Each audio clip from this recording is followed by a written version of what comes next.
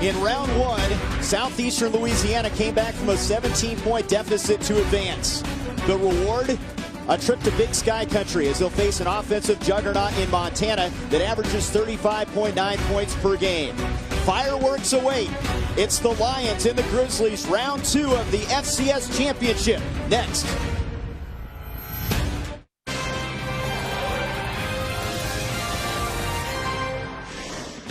Welcome to the FCS championship. We're in Missoula, Montana, Washington Grizzlies Stadium, first ever meeting. Southeastern Louisiana out of the Southland Conference taking on Montana from the Big Sky Conference. A look at the FCS bracket. The winner here moves on to the quarterfinals next weekend to meet the winner of Kennesaw State and Weber State. Hi everybody, I'm Trey Bender alongside the former Penn State and NFL defensive lineman Tyoka Jackson. Glad you're with us. Montana and FCS Blue Blood, a record 24 FCS playoff appearances, taking on a Southeastern Louisiana team that has beaten 3 top 10 teams this year. Plenty of offense on the field. Well, we had to break out the coats in Missoula because it's a little chilly, but on that field it's going to be red hot, and for Southeastern it starts with Jason Virgil, the senior from Mesquite, Texas, has been excellent this year. In the pocket, throwing for 3,300 yards plus, 66% completion percentage, 21 touchdowns. He's a very good athlete, there's no question about it, but he wants to feature from the pocket because he's got a lot of great receivers, and when you're that diverse offensively, you're really tough to stop. You know, they can throw it. Montana can throw it as well, but they like to run the football, and they feel the centerpiece there is Marcus Knight. Yeah, they've got a lot of good young backs, but Knight has established himself as the best of the bunch. 6'1", 194, but he runs a lot tougher than that. And he's got 20 rushing touchdowns, which is second all time in the school history. Just needs 2 more to be number 1. Now, they will throw the football. They love the play action pass, but they will establish the run, try to dominate the line of scrimmage, and challenge you physically. Very good football game we got today. 35 points a game each offense. Is going to be explosive. The Grizz on home turf. First playoff game here since 2015. The winner heads to the FCS quarterfinals. It's the Lions and the Grizz next from Missoula.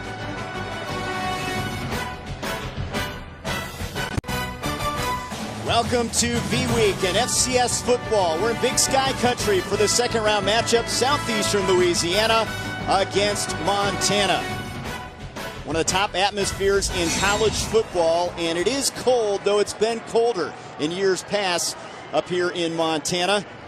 The winds could be a factor as the day goes on, and we're ready for a big matchup here in the playoffs. As you look at Frank Selfo, second season at the helm, Southland Conference Coach of the Year, 30-plus years of coaching experience, and he has his team in a great position after a win in round one. And Bobby Houck, second stint at Montana, winning as coach in Big Sky history, 3 FCS title game appearances, and he feels like the perfect fit and has been in years past here in Missoula. Montana, Southeastern Louisiana, the Lions have the advantage of having a win already under their belt in the playoffs. And it was dramatic, a dramatic win, comeback win against Villanova last week, right? And it was at home, a little different feel in 75-degree weather in Louisiana. Now they got to come out, but you know, we talked about that to the head coach out there, and Frank Selfo, and he said, listen, I'm not going to talk about the weather. If you talk about it, you make it an issue. You can't control the weather. Just come out and play. Whether it's cold or hot, we got to come out and not turn it over and score a lot of points to get a win on the road. You saw Austin Mitchell, the deep man for the Lions. They are a very talented team at the skill positions, and that includes on special teams. And Adam Wilson, who doubles as the punter, has it teed up, and we're ready to go here from Washington Grizzly Stadium. Great atmosphere for football. FCS second round play, and we are underway. Mitchell's going to watch that one go into the end zone for a touchback, and the Lions will go to work. Southeastern team led by Jason Virgil, 4-year starter at quarterback, former Fresno State Bulldog, third team All-Southland Conference, and he put up unbelievable numbers so far this season. Yeah, he's been great all year, very consistent. And they're gonna have a 2-platoon quarterback situation. They'll bring in Cole Kelly, but this is the guy, Jason Virgil. He's their leader. He's the guy that really jump-starts the offense, and he'll get most of the playing time today. Completed 66% of his passes, over 3,300 yards through the air. They'll go empty set, 5 receivers, first down from the 25. Pressure coming. to the sideline. A quick release into the hands of Devontae Williams. And the senior from Columbia, Maryland, a good gain on first down. Gavin Robertson on the tackle. Impact players in this one. Yeah, we've got a great tailback linebacker matchup, Trey, because Devontae Williams is one of the more versatile offensive weapons in the nation, and Dante Olson is simply the most productive linebacker in FCS football. He'll be playing for money next fall. Williams is a captain at that running back spot. They've got him in the backfield now to the left of the quarterback, Virgil. 2nd down and 2. Play fake. Virgil to the sideline. Catch is made at C.J. Turner, who had the go-ahead touchdown grab against Villanova, and that's a first down. Justin Calhoun, the senior corner, on the tackle. We're talking about a diverse passing offense. We talked about it. They got to the tailback initially. Now they get into the outside. They got a lot of weapons. They got a tight end, a senior in terms of a captain as well. And they got a lot of guys. And Chase Virgil, is the man to lead this offense because he has total control of it. He knows the entire route tree. And you won't see him hold the ball. He'll get the ball out of his hands. They get quickly to the line of scrimmage. Blitz is coming. Virgil over the middle, incomplete. Had to unleash it quickly for Lorenzo Nunez. He didn't have much time to think in the backfield. Yeah, this is that 3-5 defense that Montana runs, and they can bring pressure in a lot of different ways. This time it's right up the gut, unblocked. Lewis, and we talked about Virgil's gonna get the ball out of his hands. You see how quick he got there, but a lot of quarterbacks would have been spooked by that blitz right up the middle. He gets the ball out of his hands. Unfortunately, it's off target because of the blitz. That's a first-team All-Big Sky linebacker from Townsend, Montana, with a good rush up the middle. 2nd and 10 from the 42. Initial series here from Missoula. Slant pattern, Austin Mitchell, maybe a yard or two, and that's it. Dante Olson, who's the Big Sky Defensive Player of the Year, all over that one. Yeah, get used to saying his name because you're going to say it a lot. The guy is a Buck Buchanan Award finalist and just a tremendous amount of tackle. 152 tackles on the year, but that was a tunnel screen. So that's a man beater. A lot of dogs, a lot of blitzes coming from Montana early. And so Southeastern's trying to get these man beaters with some screens to the outside. You're going to see some draws as well. 3rd down, big down here. They need 6. They need to get to the Montana 48 to keep this drive going, and some movement up front and penalty flags. 11 now. They're going to go back. False start. Joe Caruso, our referee.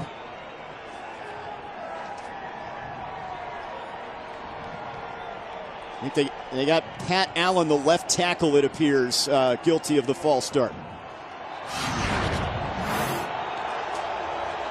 Yeah, and this is what you can't have. Obviously, the crowd's going to get more into it. You're letting the crowd know, hey, I'm giving you a free card to screw with us the rest of the year. If on the third down of the game, I'm going to give a false start. 3rd and 11 now.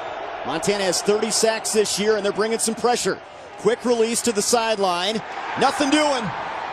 That was Dante Olson getting over there and blowing up that play. Devontae Williams nowhere to go. I want you to watch number 33 because the pursuit and the intensity is absolutely amazing. He's not supposed to make this play. Makes the first guy miss, which is Williams always does. But look at 33 coming with heat. He's going to pound you for 4 quarters. Get used to seeing 33 around the ball, folks, because it's going to happen for 4.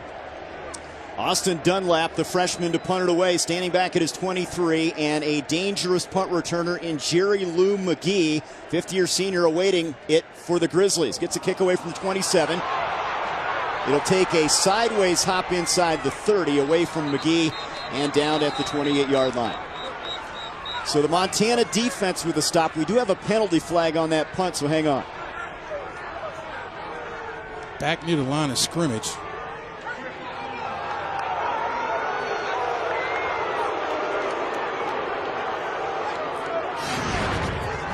Roughing the kicker here. It's roughing, not automatic.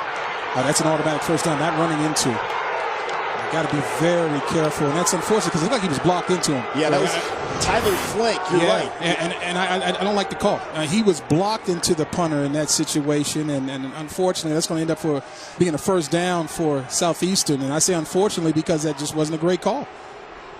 So a big penalty mark off here to the Grizzlies 48, and the drive continues now for the Lions, a team that is 4th in the FCS in passing offense, 8th in total offense in terms of points scored. They'll pitch it to Williams running right.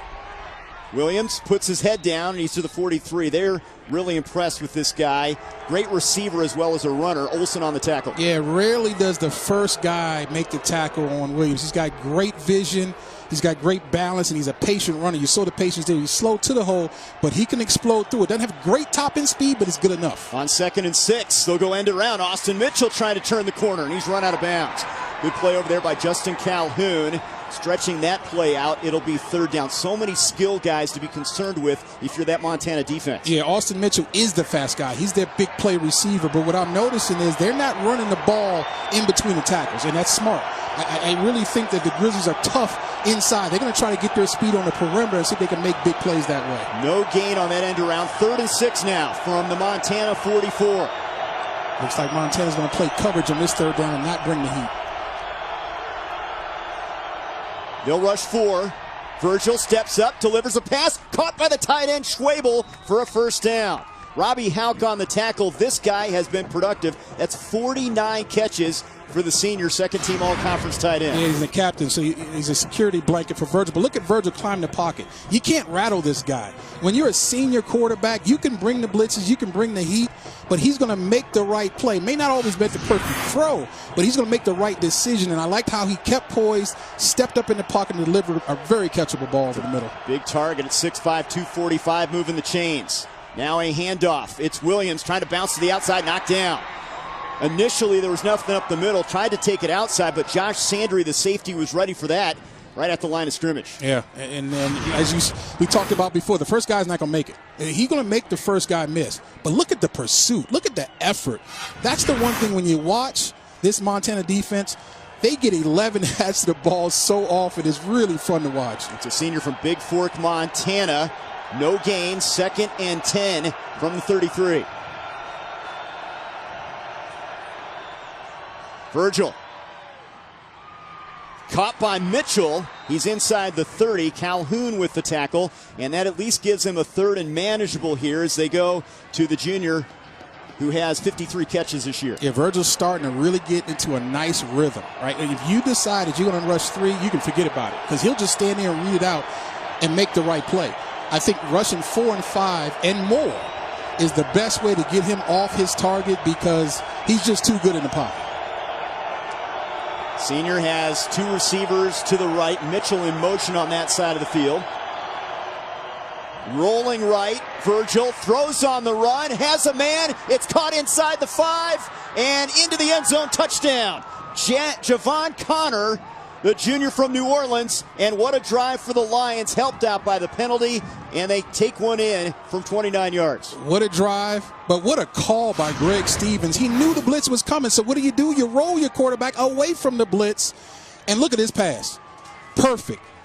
Great job of breaking the tackle, smelling the end zone, and getting 6.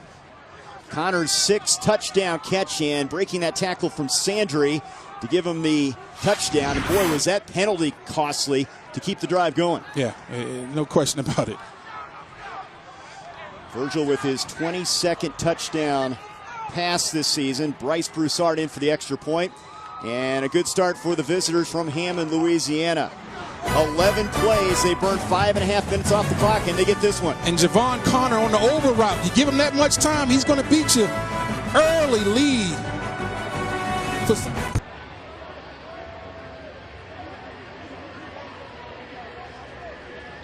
The Lions take the opening kickoff, aided by a penalty, and march 75 yards for a touchdown to get things started here in Missoula. And this is a carryover from their first-round victory in a wild one against Villanova last week.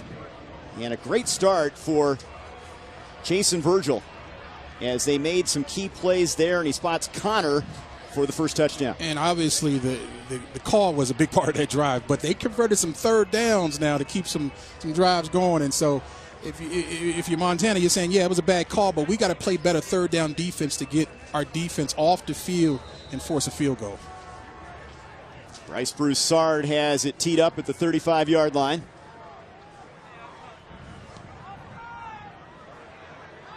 Keenan Foster coming up on the short kick at the 20s across the 30, and a good return and excellent field position for the Grizz at the 37. Let's go back last week. This is a team that was down 17 at halftime to Villanova. They come storming back, 17-0 run in the 3rd quarter, and Virgil spotted his key target Turner a couple times for scores. there was also a key missed extra point right here from the Wildcats, and the Lions find a way to win it 45-44 on this touchdown catch by Turner. Well, two things. One, the kicking game in the playoffs is always going to be an issue, and it's already showed up in this game, but Chase and Virgil was outstanding in that game. Threw for over 470 yards and completed 73%. He's a terrific quarterback. Dalton Snead goes to work. First play, deep ball. He's got a man. It's Samari Toure. Touchdown, Grizz. One play, and they're on the board. A 62-yard strike, and it's 7-6. One play, Toure. Why not? They are explosive. We talked about it. The play-action pass is there. They will, and when they play action pass, they don't do it to get first down, folks. They do it to score. And Toure is probably the fastest guy on the field. They tried to double cover him, but when you can't stay with a guy, it doesn't matter how many guys you put on him. That took all of 7 seconds in Montana, showcasing their passing game here. Here's Brandon Purdy for the extra point, and we are tied at 7. That is 11 touchdown grabs for Toure. Snead's 20th touchdown pass of the year. There's the play action. The protection's good enough.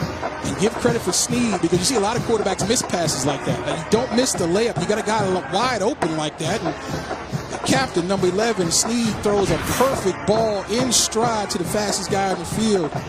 And we've got a great start to what we feel like is going to be a great game. Well, we talked about how much offense there is out there. This guy, number 1 in the Big Sky in completion percentage at 66%. You see the numbers. He also runs it really well, though he's not quite as mobile after surgery on his ankle after the Sacramento State game.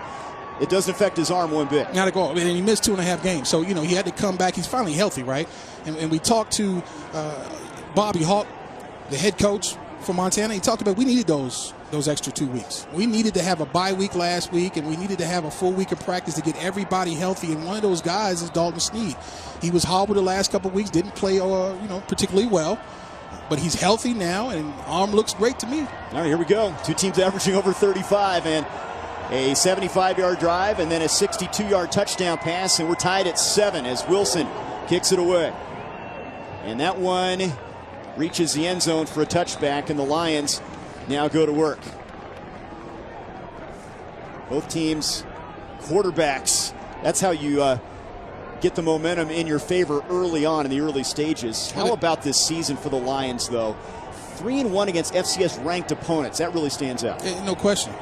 Those are the games that you're not supposed to win, right? I mean, the talent level, on FBS is tough, but when you come to FCS, you got to win those games, and that's what they did, and that's why they're in this tournament. And they showed a lot of resolve last week, and here they are on the road getting tested. They want to show the same resolve. Your biggest win of the 3, a 34-0 blanking at Central Arkansas, the number 8 overall seed in the FCS playoffs.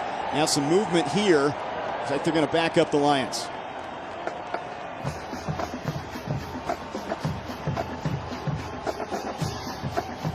They've had a couple false start penalties here. I think that was the right tackle, Miles' character moving there.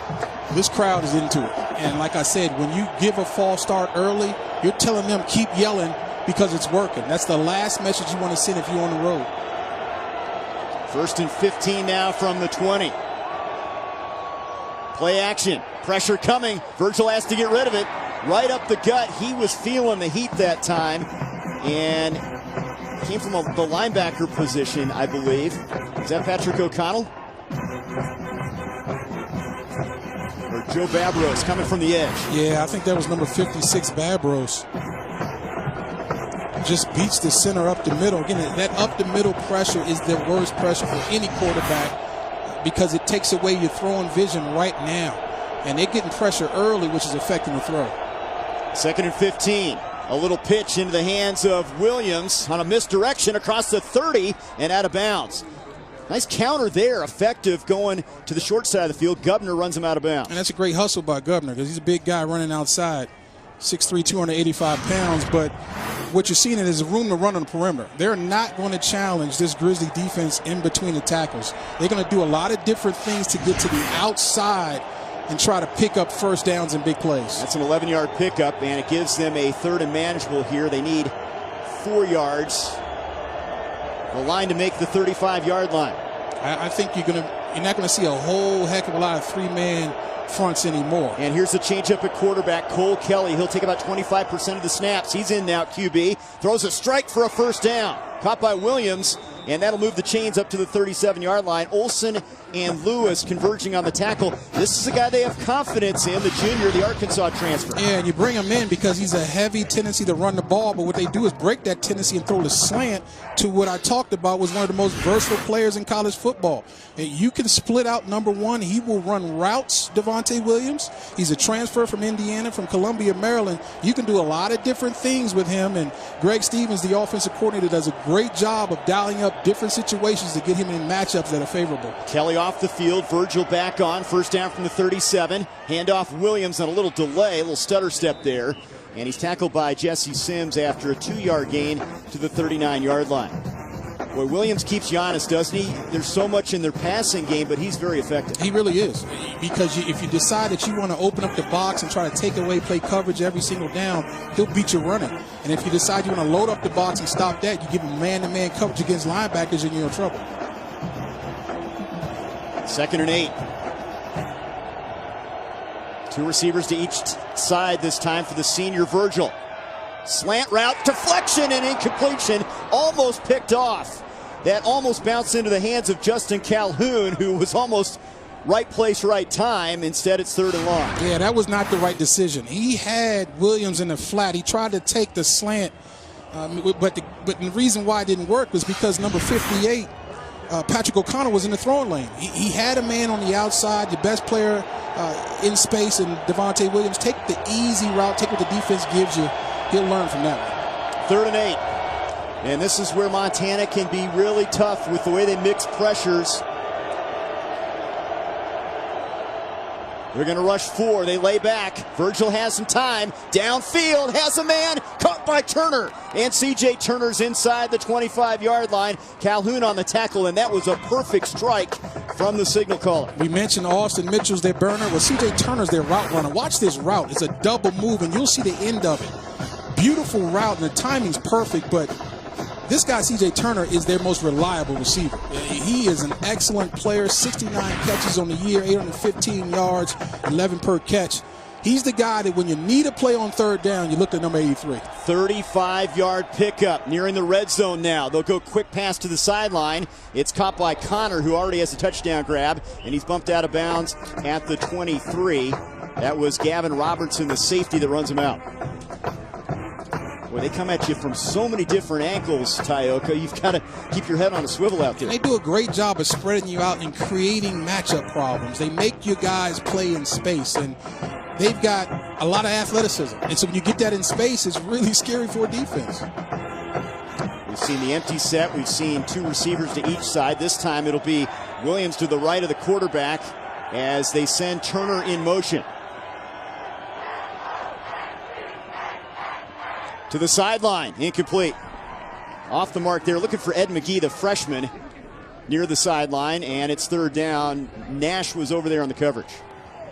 I like what Southeastern did. They went 12 personnel, 2 tight ends, made it look like a running formation and tried to catch a quick out route in man coverage. It didn't work, but that's something they'll come back to because they're seeing now when they go 12 personnel, they can put the Montana Grizzly defense in man coverage, and that's really what they want. This time Williams to the left of the quarterback. 3rd down and 7.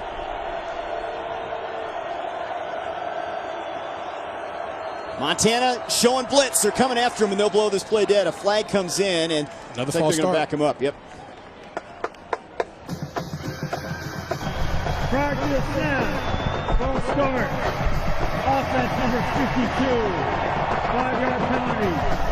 3rd down. So 3 false start penalties have been costly, and now instead of a 3rd and intermediate, 3rd and 12 coming up. And that's Pat Allen. That's his 2nd one. And he's first team all Southland. He's got to be better than that. He's a senior. You can't come in an environment like this on the road in the playoffs and stub your toe and expect to come out with a win. Montana 3 on the line. They're going to blitz a couple as well. They set up the screen. Caught by Williams. and he's bottled up inside the 25. Short gain. Dante Olson was ready for that, and they'll have to settle for a field goal. That was well defensed by the Grizz. It was, because he had some room on the outside, and you can draw it up if you're an offensive coordinator. Hey, you block this guy, you block that. But what you can't account for is effort and pursuit. And there's no better pursuit linebacker in America than Dante Olson. How about this? No field goal team. Broussard is 7 for 9 on the year. They're going to go for it here. Go big or go home, right? 4th and 8. Virgil changing it up here, it appears, to the line of scrimmage. Pressure coming. Virgil steps up. Backside pressure. Throws on the run, and it's broken up. Good play by Darian Nash on the sidelines, and that play did not look good from the outset, and the Grizz pressure really affected it. Yeah, they came with a corner blitz, and the guy comes free, late pressure. And so he tried to go through the progressions. Chasing Virgil tried to go through his progressions, but the late pressure wouldn't let him. The initial guy's not there, and here comes the late pressure, has to throw the ball away. And Jesse Sims, the defensive lineman up the middle, was involved in that play as well. They'll give it up on downs. A lot of activity early. We're tied at 7. Montana about to take their second snap here. The first one, a 62-yard touchdown pass from Sneed to Samori Toure. We're tied at 7. Sneed recruited to UNLV by then head football coach Bobby Houck. Kept him in his mind. He went the Fort Scott Junior College route in Kansas. Big Sky Newcomer of the Year this year.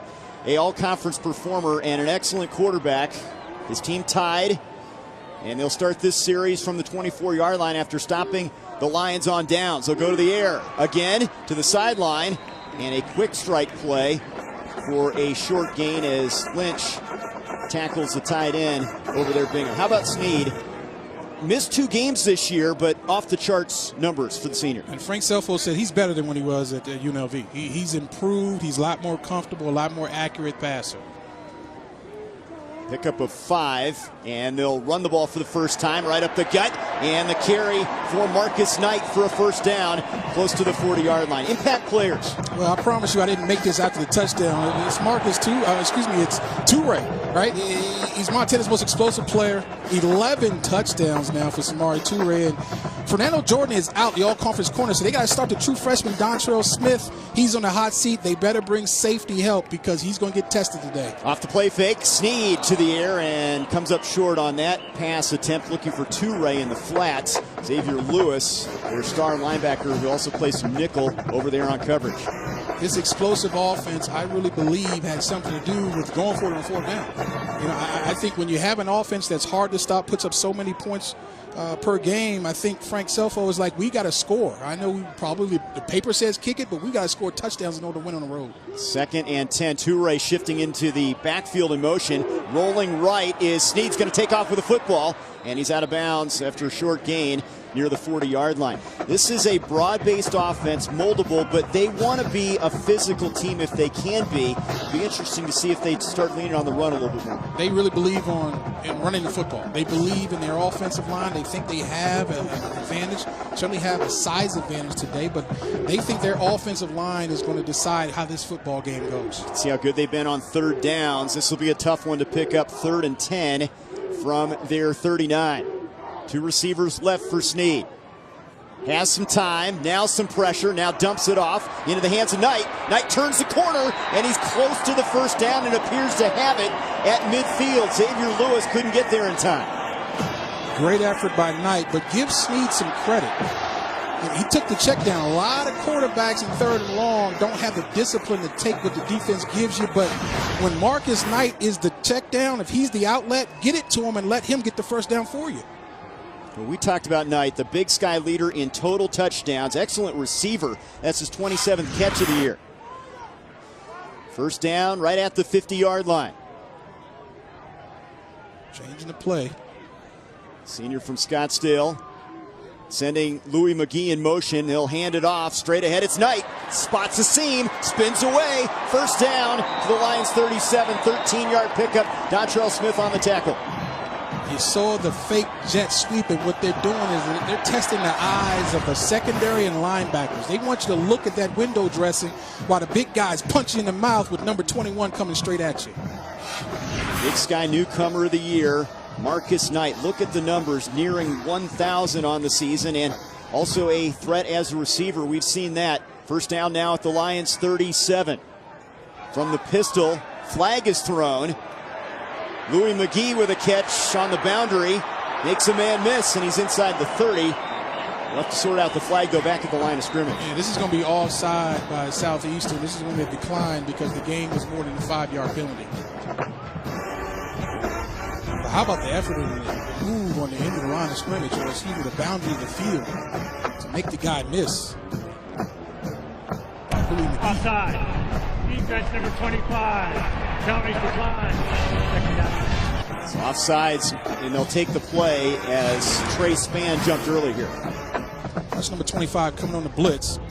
You can't be offside. You just can't. There are 2 points there. You see the ball, stay out of the neutral zone. I know you're coming, but don't give a free 5-yarder. Yeah, and they're going to take the penalty instead of the play here, and they'll have a first down, still 1st and 5 now at the 32. That's an interesting decision. Most coaches would take the gain right there, but they want to keep the play.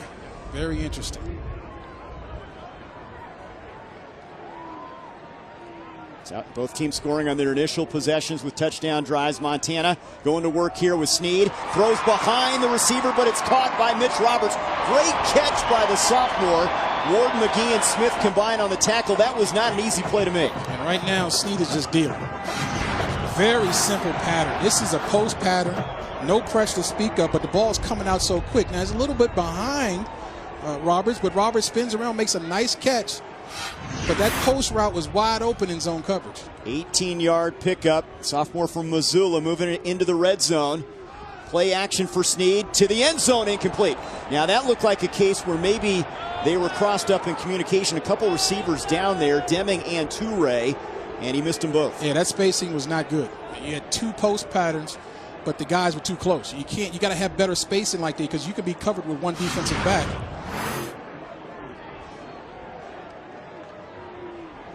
That could have been easily offensive pass interference, but you never see 2 receivers that close. You only see it that way when it's a mistake. Second down from the 14. Pistol look again. They'll hand it off to Knight. In trouble in the backfield. Knight trying to work out of trouble. Keeps his feet. Now reversing field. Gets a block from the quarterback. Another block. He did all that to get back to the line of scrimmage. Dontrell Smith, the freshman, finally runs him down. That was a 60-yard run, I'm just going to tell you right now. But that was terrific initial penetration by Stephen Wright, number 55. Watch him get upfield. He wants to make the play there, but that's where it all starts. Now it's just Sandlot football. Now it's just number 21 showing how great an athlete he is. But give Southeastern's defense credit. Everybody stayed home, leveraged the ball, pursued the way you're supposed to. Nobody really overran it. Good defense. Yeah, and a timeout here called by Southeastern Louisiana. Timeout. Southeastern Louisiana. Their first. It'll be a 30-second timeout. 1:30 to go, opening quarter. A lot of offense so far, and the Grizz trying to take the lead on home turf. Tied at 7. ESPN's coverage of the FCS Championship continues next weekend with quarterfinal coverage on ESPN, ESPN2, and ESPN3. For more info, go to ncaa.com, the official online home for all 90 NCAA championships. Look at this drive so far. They hit the 1-play drive for a score, showing they can chew up some clock here and do it with the run and pass. Third down right here for Snead and company. Pressure coming. Snead throws. Incomplete. He had Roberts just off his fingertips. Incomplete. Good defense, good offense. The defense wins because the ball comes out a little bit inaccurate, but boy, that's a nice job of standing tall by Snead, taking the hit. And that's a catchable ball. It's a tough catch, but that's a catchable ball over the middle, and he's clearly wide open, but just off the fingertips of Mitch Roberts. There is a chance to take the lead now. Maybe a missed opportunity for Snead. Brandon Purdy, the junior from Kalispell, Montana, from the right hash. This will be a 33-yard attempt. And the kick is through there.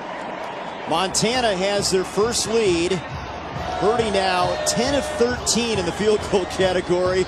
And the faithful here, great crowd enjoying what they're seeing so far in the first quarter. It's been very good. Offense has been there. The defense has shown up in some key moments on both sides, though. That's a very critical third down stop by Southeastern. keeps this game manageable. That's exactly what they want. They want to take a tight game into the fourth quarter. We have the 15th annual ACC championship game tonight. Number 3 Clemson, number 23 Virginia from Bank of America Stadium in Charlotte. Tigers have won the last 4 ACC titles. Big favorites in this one. A win secures another playoff berth, their 5th straight. 7:30 Eastern, 4:30 Pacific on ABC and the ESPN app. What do you think? You have Tigers in this one? Any chance Virginia wins? Any plausible way to get to a victory? Bronco Mendenhall, great energy and passion there on that UVA sideline. Yeah, but energy and passion doesn't strap him up. Can energy and passion stop the quarterback and Etienne, the offensive player of the year? Probably not. Yeah. But you got to play the game. Yeah. And this has been entertaining. Kind of what we thought we would see so far, Tioka. 10-7 game. Both teams showcasing their skill guys on offense. And, what's really the only surprise for me is that, Montana hasn't done a lot of running. They've done a little bit, but they haven't really worked to establish the line of scrimmage dominance I thought they would. They're getting it done through the pass, and maybe they're setting up to run the ball, pass the ball in the first half, get the D-line tired out, and run the ball in the second half. Adam Wilson with Montana in front now, kicks it away. Mitchell fields it in the end zone, and he'll take a knee, and they'll have a touchback. How about this Lions program from Hammond, Louisiana, just northwest of New Orleans? And they have been playing football for a long time, but this is one of their better seasons. And what a job by Frank Selfo. Just his second year at the helm, and here they are in the second round of the playoffs. And he's got him playing really well.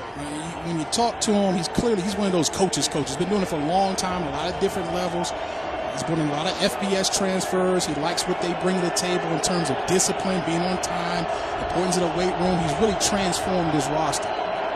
Pass-happy offense working from the 25 here. Virgil trying to set up the screen and throws it away. Nothing developing there. And that was an odd play there. Mitchell was covered.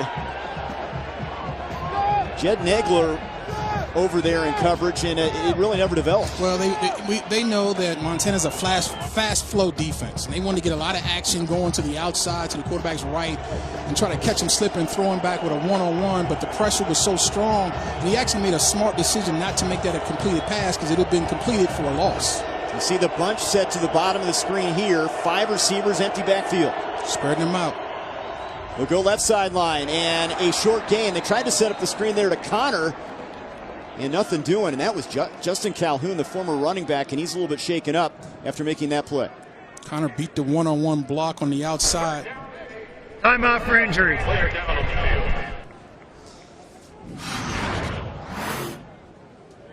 Just on the outside to the right of your screen, you saw Calhoun come in and knife in. That's exactly the way you teach it. Beat the block, come in and knife in, saw the outside leg off. He got a lot of hip. Please reset the clock to 104. 104. He's an important player. 2 years as a starting wide receiver, and 2 years as a starting corner. Now that's rare, right? 4-year starter, 2 on one side of the ball, 2 on the other. Outstanding athlete, though. They got to get him on the field one way or the other. 3rd and 8 coming up from the 27. Interesting decision time for defensive coordinator Brett Pease. Do you heat this quarterback up and risk man coverage on the outside, or do you let him read it out by staying in the pocket? 3rd and 8. Pressure coming. Virgil, deep ball down the middle, Mitchell, and he leads him too far. He was in the clear for a moment. Houck on the coverage. The coach's kid, Robbie Houck, was back there, and also Darian Nash. Yeah, I think Virgil just missed this one. I mean, he's standing in that pocket. He's willing to take the hit, but he's got to give his receiver a chance. He just laid it out too far. He throws it a little bit more to the outside instead of forcing him to the middle to come get it. Austin Mitchell, we know, can run, but he led him a little too far to the inside, just a little off the screws there, but they had a chance at a big play. Patrick O'Connell put him into the turf as he delivered the football. Here's Austin Dunlap now to punt it away for the Lions. Jerry Louis McGee waiting on the kick. It's a down spiral, hits at the 42 on a hop, and he fields it off the hop on a fair catch, just shy of the 40-yard line. Now, I didn't see a fair catch. That's interesting. They laid off of him there. I didn't see a fair catch signal, though. So the Grizz will have it back at their 38, and they've shown the ability to do it with the quick strike on the first drive and then more sustained drive, and they can get it done in a lot of ways. Yeah, I really expect them to slow it down a little bit and start to run clock and chew clock and really begin to establish the line of scrimmage dominance that I think they have a chance to show. 3 receivers this time. The pistol look behind Dalton Seed, the senior from Scottsdale, Arizona. And they'll swing it out of the backfield to Nick Osmo, who's in at the running back position. And he's run out of bounds after a 2-yard gain. Alexis Ramos, the junior linebacker, on the play. And I like Ramos. He can run. He's got 74 tackles, 10 TFLs, second team All-Southland, got 5 sacks. So he does it a little bit in all different ways. But that's like a pitch play. That little outside swing play is like a 2-yard run, really. Montana goes a little bit tempo here on 2nd and 8. They go to Osmo on the ground this time, straight ahead. And a couple yards for the freshman from Portland, Oregon, Trey Drake, the middle linebacker, on the stop. Now, Osmo's a little bit different skill set and talent profile than Knight. He's a bigger back, more physical, more straight ahead, downhill type guy. Yeah, offers from Air Force and Army. Chose to play football at Montana, and he checks off now. Marcus Knight back in at the running back spot. 3rd down. Final play of this quarter if they get the snap off. And they just do. Sneed, and it's incomplete. Intended for Jerry Louis McGee. And it'll be 4th down. Trey Drake right up the middle. Quick pressure forced the incomplete pass. So 1 quarter in the books. Dalton Sneed in Montana. First home playoff game since 2015. Plenty of offense from both teams, especially in the passing game.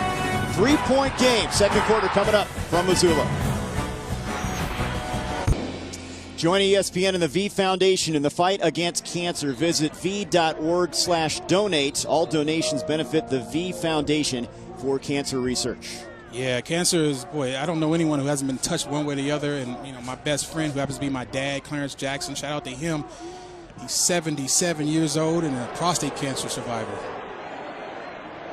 Adam Wilson's punt, and that one will reach the end zone for a touchback. And Southeastern Louisiana has a football. Well, the winner here, we talked about it at the outset, will take on the winner of Kennesaw State and Weber State. And look at this, the Wildcats at home are trailing. How about that? Kennesaw leaving the warm state of Georgia, right? And going into Utah, right? Yep, South Dakota State at home. A very dangerous Jackrabbits team, the number 7 overall seed. Look at James Madison.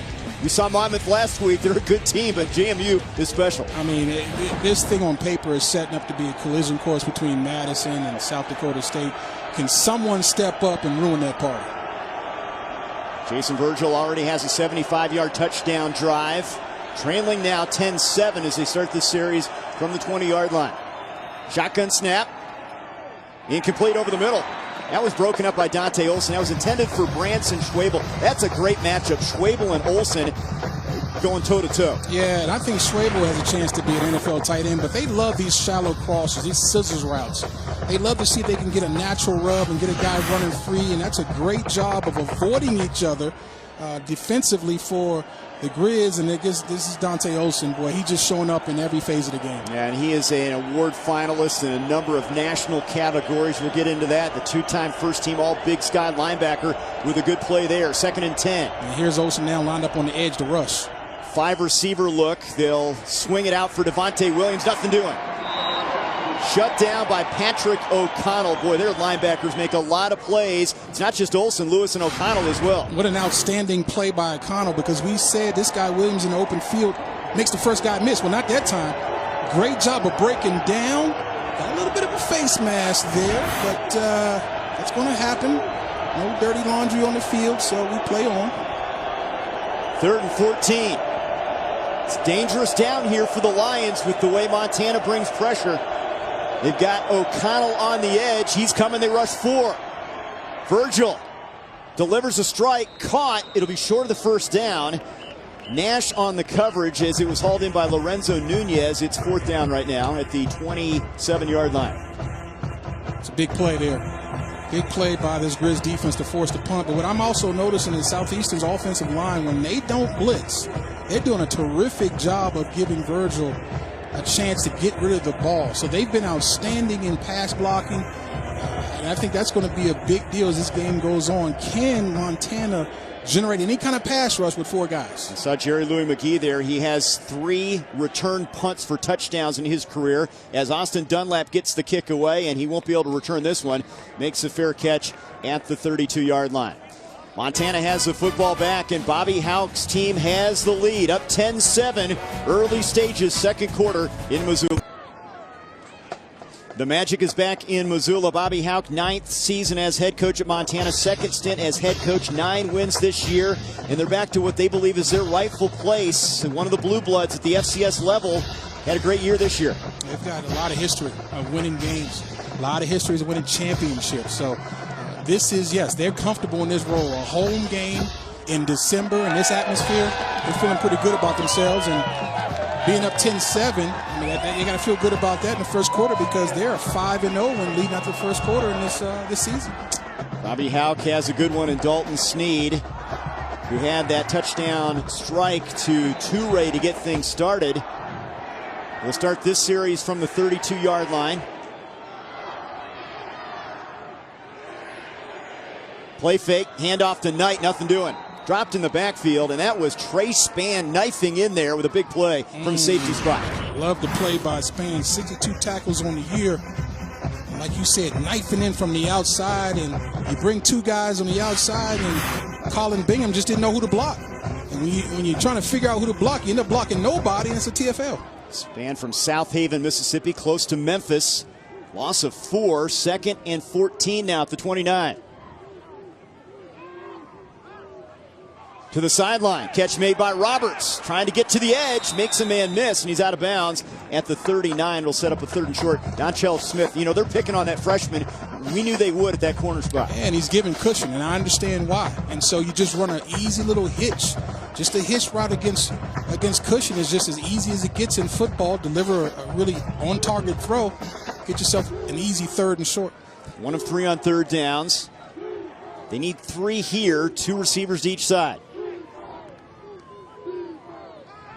Sneed with some time to the sideline. Louis McGee the catch for the 1st down. Spinning away from a couple tacklers. I'm not going to compare him to Barry Sanders, but some nifty moves there in the open field up to the 48. Louis McGee has shown he's not willing to go out of bounds when he gets to the sidelines, and so you can't overrun him. Watch the defender overrun the play, right, to use the sideline as an extra defender. There's one guy in history of football that's never missed a tackle. That's Sammy Sideline. Use him. And the school's all-time career receptions leader, Jerry Louis McGee. End around now. Almost broken up in the backfield. Here comes Toure. He's to the 40, and he's hammered out of bounds by Smith. A big hit, but it is a 1st down. And did a flag come in here? Boy, that was a big-time hit on this near sideline. And it looked legal to me. How about the big fella Stephen Wright now? This is the 2nd time he's gotten great penetration. Just couldn't bring him down. And when you don't get an opportunity, you're letting speed get around the corner. And that's a legal hit. I don't see any head-to-head. I see shoulder first. I see a runner who's inbounds. He's not defenseless. Nothing wrong there. Yeah, there is a flag on the field. And they're going to take a closer look at that hit by Smith, the freshman from Destrain, Louisiana.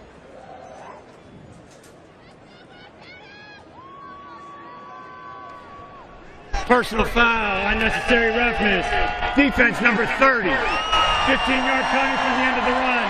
Automatic 1st down. It wasn't 30, it was 20. Smith over there on the hit. Yeah, I don't know about this one. Let's take a look now. So they didn't call targeting. Okay, so it's not a targeting call. So you're going to say unnecessary roughness. Well, he had 2 feet in bounds. This last time I checked, partner, this is still tackle football, right? I mean, we still hitting this game, don't we?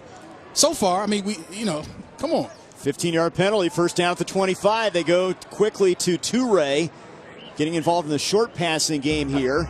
Run out of bounds by Lynch, and they're going to give him forward progress to the 18, and he ends up picking up 6 on that play. Look at those numbers for the junior from Portland, Oregon. Explosive player, and he fits this system well because they love the play-action pass and the RPO game. That was an RPO right there. RPO means run-pass option.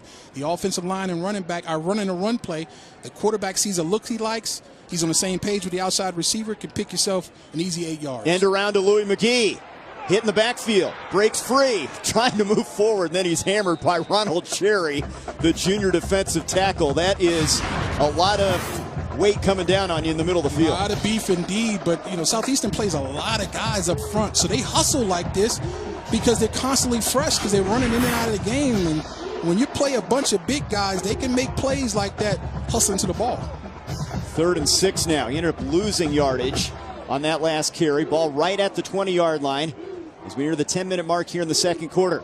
3rd down has not been a great down for the Grizzlies. It's been great all year for them, but not in this game. They split the tight end out. Colin Bingham to the right side of the formation. Snead going for the corner, and Roberts, no, he can't hang on.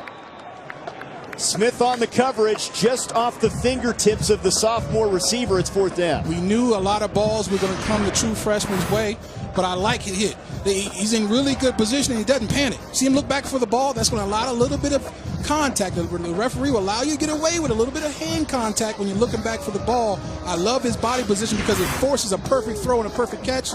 That didn't happen. Good job by the young player. And they're not going to go for the field goal here. They will go for it. Good on 4th downs this season. 4th down here. Snead over the middle. Caught for the 1st down. Toure. It's 1st and goal. Lynch on the coverage, and there may not be a hotter receiver right now than Samori Toure. 8 touchdown catches in his last 4 games. Big catch there. And good job by Dalton Snead waiting for Toure to clear the underneath defender. And he's running a post route, and number 7 is in the way. Xavier Lewis, but Snead waits for him to clear Lewis, and then rockets in a great throw over the middle. 16-yard pickup. 1st and goal from the 4 now for Montana. They trailed 7-0. Trying to add to their lead. It's Knight to the outside. Cuts it back. Knight's in for the touchdown.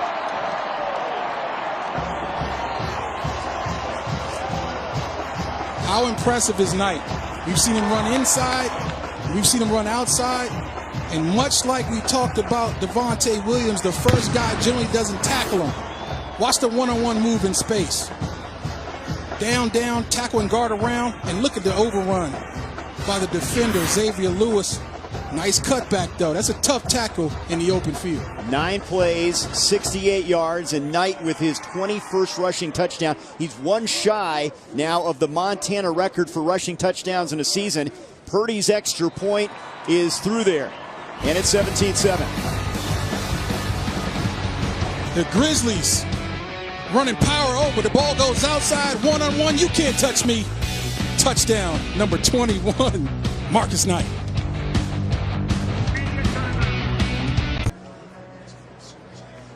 Montana extending their lead here in the second quarter, up 17-7 thanks to Marcus Knight, the sophomore from San Juan Capistrano, California. And they've gotten it to him in a variety of ways. There's an in-between the tackles, and look at the balance. Then they get him to the outside, they throw him the football, and that's a tough play for any defensive player, let alone Trey Drake, who's an in-the-box guy. And look at the determination, running through tackles. And this is counter roll. I called it power roll. No, this is counter OT, and a cutback in the open field to get 6. He's the highest scorer left in the FCS playoffs, averaging 10.5 points per game, gets him into the end zone, and just enough of a run game to keep him honest. We know they can throw the football as well. The running yards haven't really piled up, but like you said, it's keeping them honest, and you know in the 3rd and 4th quarter, that's where they're going to turn to try to hammer the ball game away. Adam Wilson kicks it away, and that one will reach the end zone. The Lions will get it on the touchback. Southeastern Louisiana, good opening drive. They have stalled a little bit. We know that you're not going to hold them down for long the way they can throw the football. And you would say, hey, most teams, you would say, this is a very critical drive. You got to come away with this drive with points. But no, we've seen Southeastern just keep playing and come from 17 behind to win a game last week. So there's no need to get out of character, no need to panic. Just run your base offense, do what you do, spread them out and play. And look at this. They change it up again. Cole Kelly, this will be his 2nd snap. Junior from Lafayette, the Arkansas Razorbacks transfer, will start this series from the 25. 6'7", 260. He's big enough, man. Play fake. Has some time. Delivers the pass on the money. It's Turner. First down across the 40 and tackled from behind by Dante Olson at the 48. Kelly has been very productive in his time on the field, and a good pass here. And they're running tempo, but watch him stand tall and rifle this ball downfield. And you see so often in college football, guys sort of bang guys down. No, wrap up. Don't give me a bang. Don't give me a shoulder, Jared Reed. Come in and wrap your arms up and get the guy down. 23-yard pickup. Again, the pass to the sideline. It's Connor, and a couple yards, and that's it. Now, Kelly's a guy that spent 2 years at Arkansas, started 6 games, and it just gives you a different dimension. Look at that size. You're not going to find many quarterbacks bigger than him. He's Ben Roethlisberger type size, and he stands in the pocket and takes hits like that. And again, 10 rushing touchdowns, so he does a great job in short yardage. His short yardage, he's a quarterback sneaking guru. You get him on the goal line, it's an easy score because he's 6'7", leans forward, that's 3 yards. On 2nd and 8, play action again. Now he's going to take off with the football. It's tough to bring down. It's a chore for anybody, and he's down at the 47. That was Jace Lewis, who is outweighed by 30 pounds on this tackle. Yeah, but he got him down. He had the cavalry coming with him. It's hard to make plays like this when it breaks down because this defense really pursues the football. That ball's getting a little loosey-goosey right there. When you hit a guy over and over and over, it's funny how that ball starts to get a little loose now. 4 of 8 so far on 3rd down, 3rd and 6. Olsen, the captain, looking over the line of scrimmage. Here comes pressure. Lewis after the quarterback. Backside pressure, and they got him. Gavin Robertson, the junior safety, on the sack, and a big one. Excellent coverage. There was nowhere to throw the football. I'm watching from up here. The vantage point is excellent, and there's nobody to throw the football. He had to eat that ball. His ball needs to come out right now, but there's nobody there. And obviously Robertson coming off this corner unblocked. Easy tackle for him from the blind side, but I like to see him do those. Go for that football.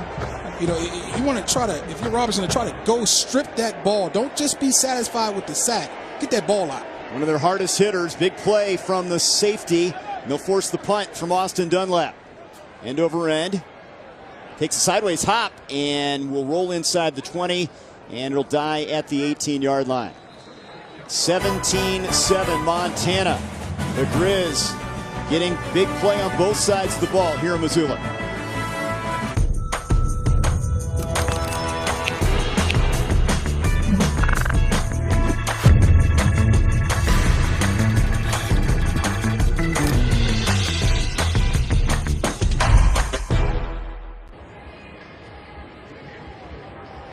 Montana leads by 10. The 37 flag there representing the number 37 legacy number that represents the spirit of Montana. It's currently worn by Jesse Sims, the senior nose guard from Stevensville, Montana. It's got to be a Montana kid, represents hard work, academic, athletic excellence, and that's been a tradition that's been carried on by Montana. And Bobby Houck knows all about the Grizz type of kid, high character kid, not afraid to be coached hard, and they played really well here in the first half so far. They have the football back at the 18-yard line starting this series. Snead will go to work to the sideline, and the catch made by Toure. They're getting him more involved. A short gain. Lynch runs him out of bounds. Yeah, because if you miss one tackle, he's a threat to take it to the house. That's why you throw little hitches, smoke routes to him, and try to see if he can make one man miss. He's had some big games, 193 yards, 3 touchdowns in the big win over Weber State during the regular season.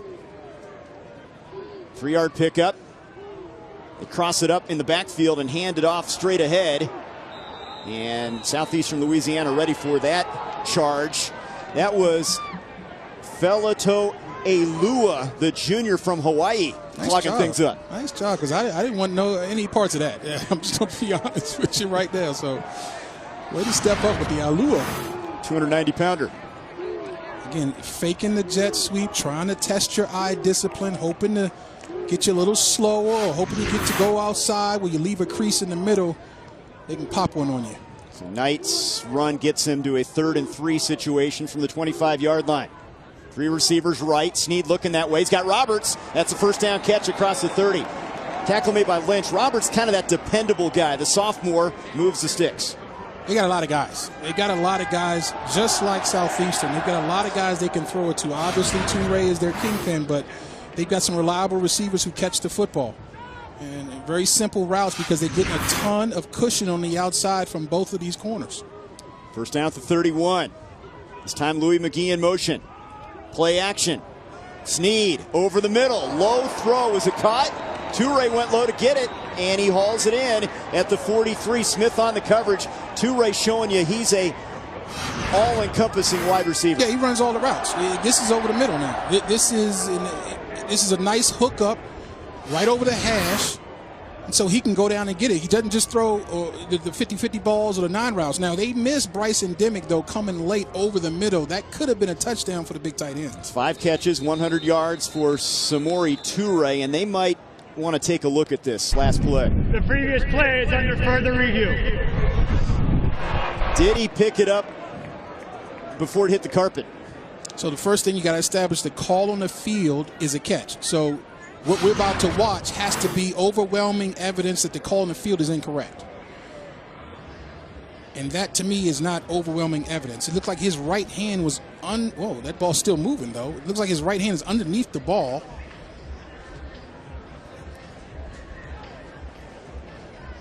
So let's see that right hand.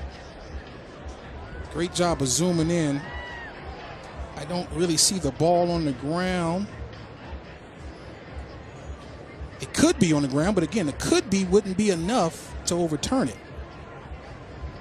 Looks like a catch, but do you have enough? Did you see the ball move at all? That's right, and that was the thing, Trey. Once it hit his hands, the ball didn't wiggle, didn't move. That's one of those, it could be a simultaneous catch on the ground in the hands, but I don't see that, and so I think the call here will stand. If that is a catch, that would be his 5th of the game, 72 catches this season. We understand the play will stand. They're going to confirm it here. Big catch by the junior from Portland. And it's important to understand the language they're going to use. If in fact they say the play will stand, that means that the evidence didn't show one way or the other. And so, you know, if they were to say the play is confirmed, then that would say the visual evidence showed that the call on the field is correct. I just believe that the language they'll use will say that the call on the field stands, because they just couldn't tell one way or the other from the replays. After review, the call on the field stands. First down. All right, that is the 6th 100-yard receiving game for Toure, who's had a big first half. And if they continue to give the cushion that they give, and they should, because after that first play of the game, I mean, he took it to the house, beating double coverage. But if they continue to give that type of cushion, the hitches, the slants, and the comebacks, he'll get 250 yards today. From the 43, pistol formation, play action for Sneed. Flag is down, deep ball downfield, has a man open. It's caught by Toure, but hold on. Will it be coming back? He's out of bounds at the 15-yard line. Lynch was on the coverage. What a route by Toure. I don't know if it's going to stand, but that route was terrific.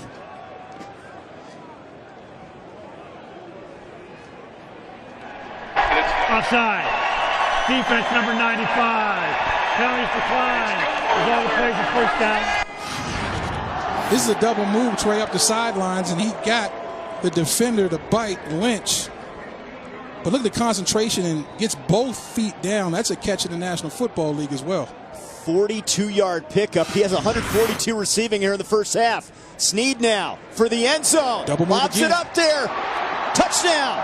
It's caught by Robertson. They're on the board again. It's the double moves, Trey. They're running a lot of double moves.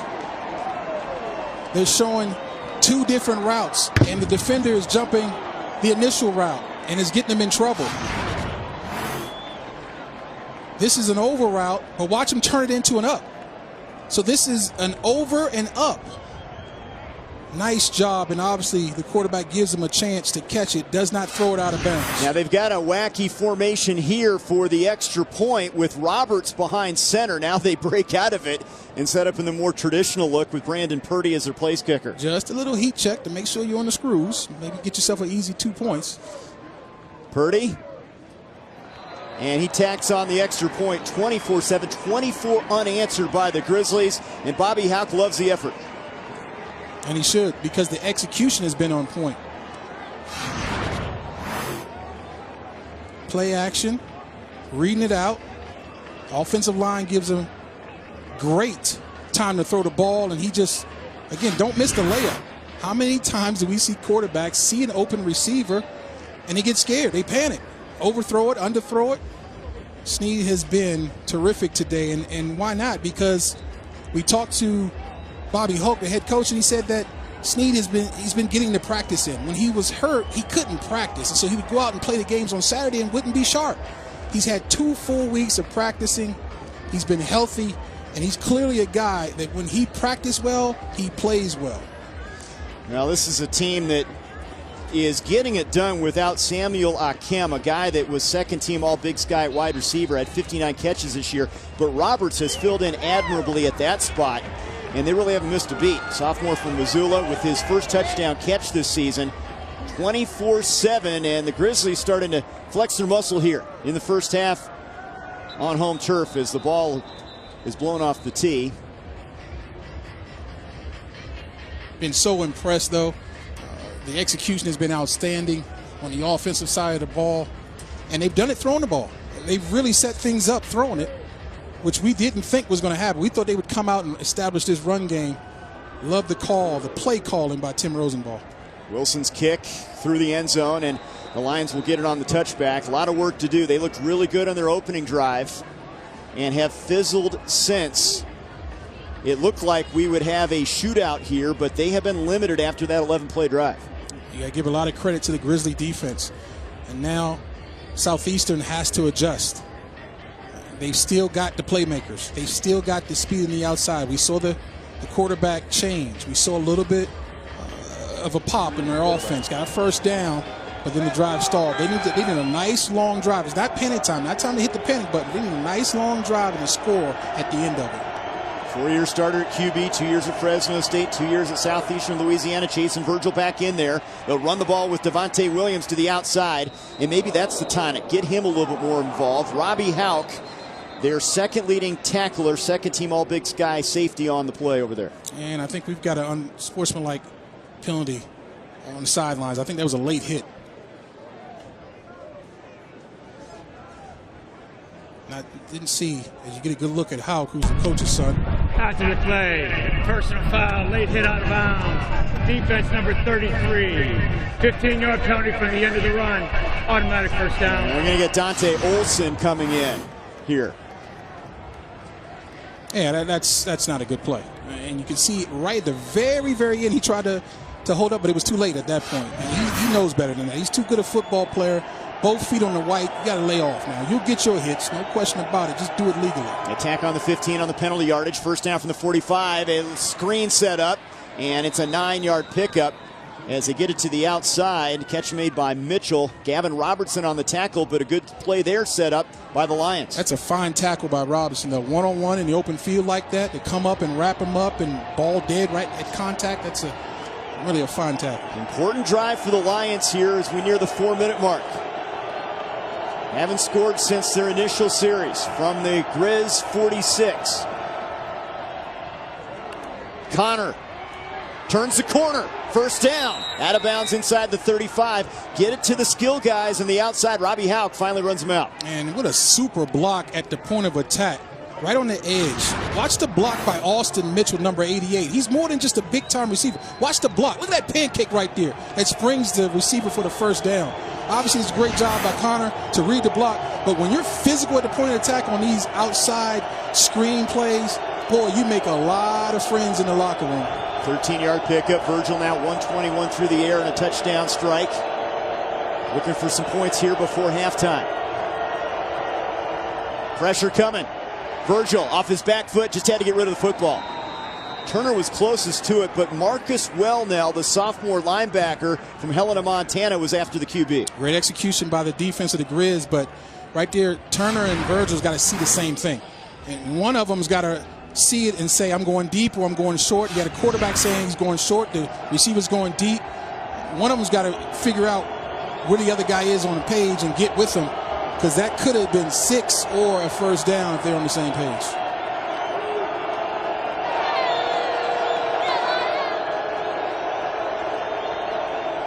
On 2nd and 10, Williams up the gut, and he's down to the 27. Williams has been productive. O'Connell on the tackle, but he's been very good. Just his 6th carry. That's solid. That's solid yards, though. When they needed to set up a third and short, third and medium. The entire playbook is open now. On 3rd and 4. Virgil for the end zone. And it's broken up. Flag comes in. C.J. Turner, the intended receiver. Calhoun, it appears, is the guilty party. Yeah. And we have a couple flags. One in the backfield and a couple near the end zone. Well, and I was wondering were they going to call it against Calhoun because he put his hands around the receiver's waist. So are we going to look at roughing the passer? Robertson hit the QB, and maybe the flag thrown for that. Roughing the QB, a couple of things to sort out here. Yeah, you might have 2 defensive penalties on the play.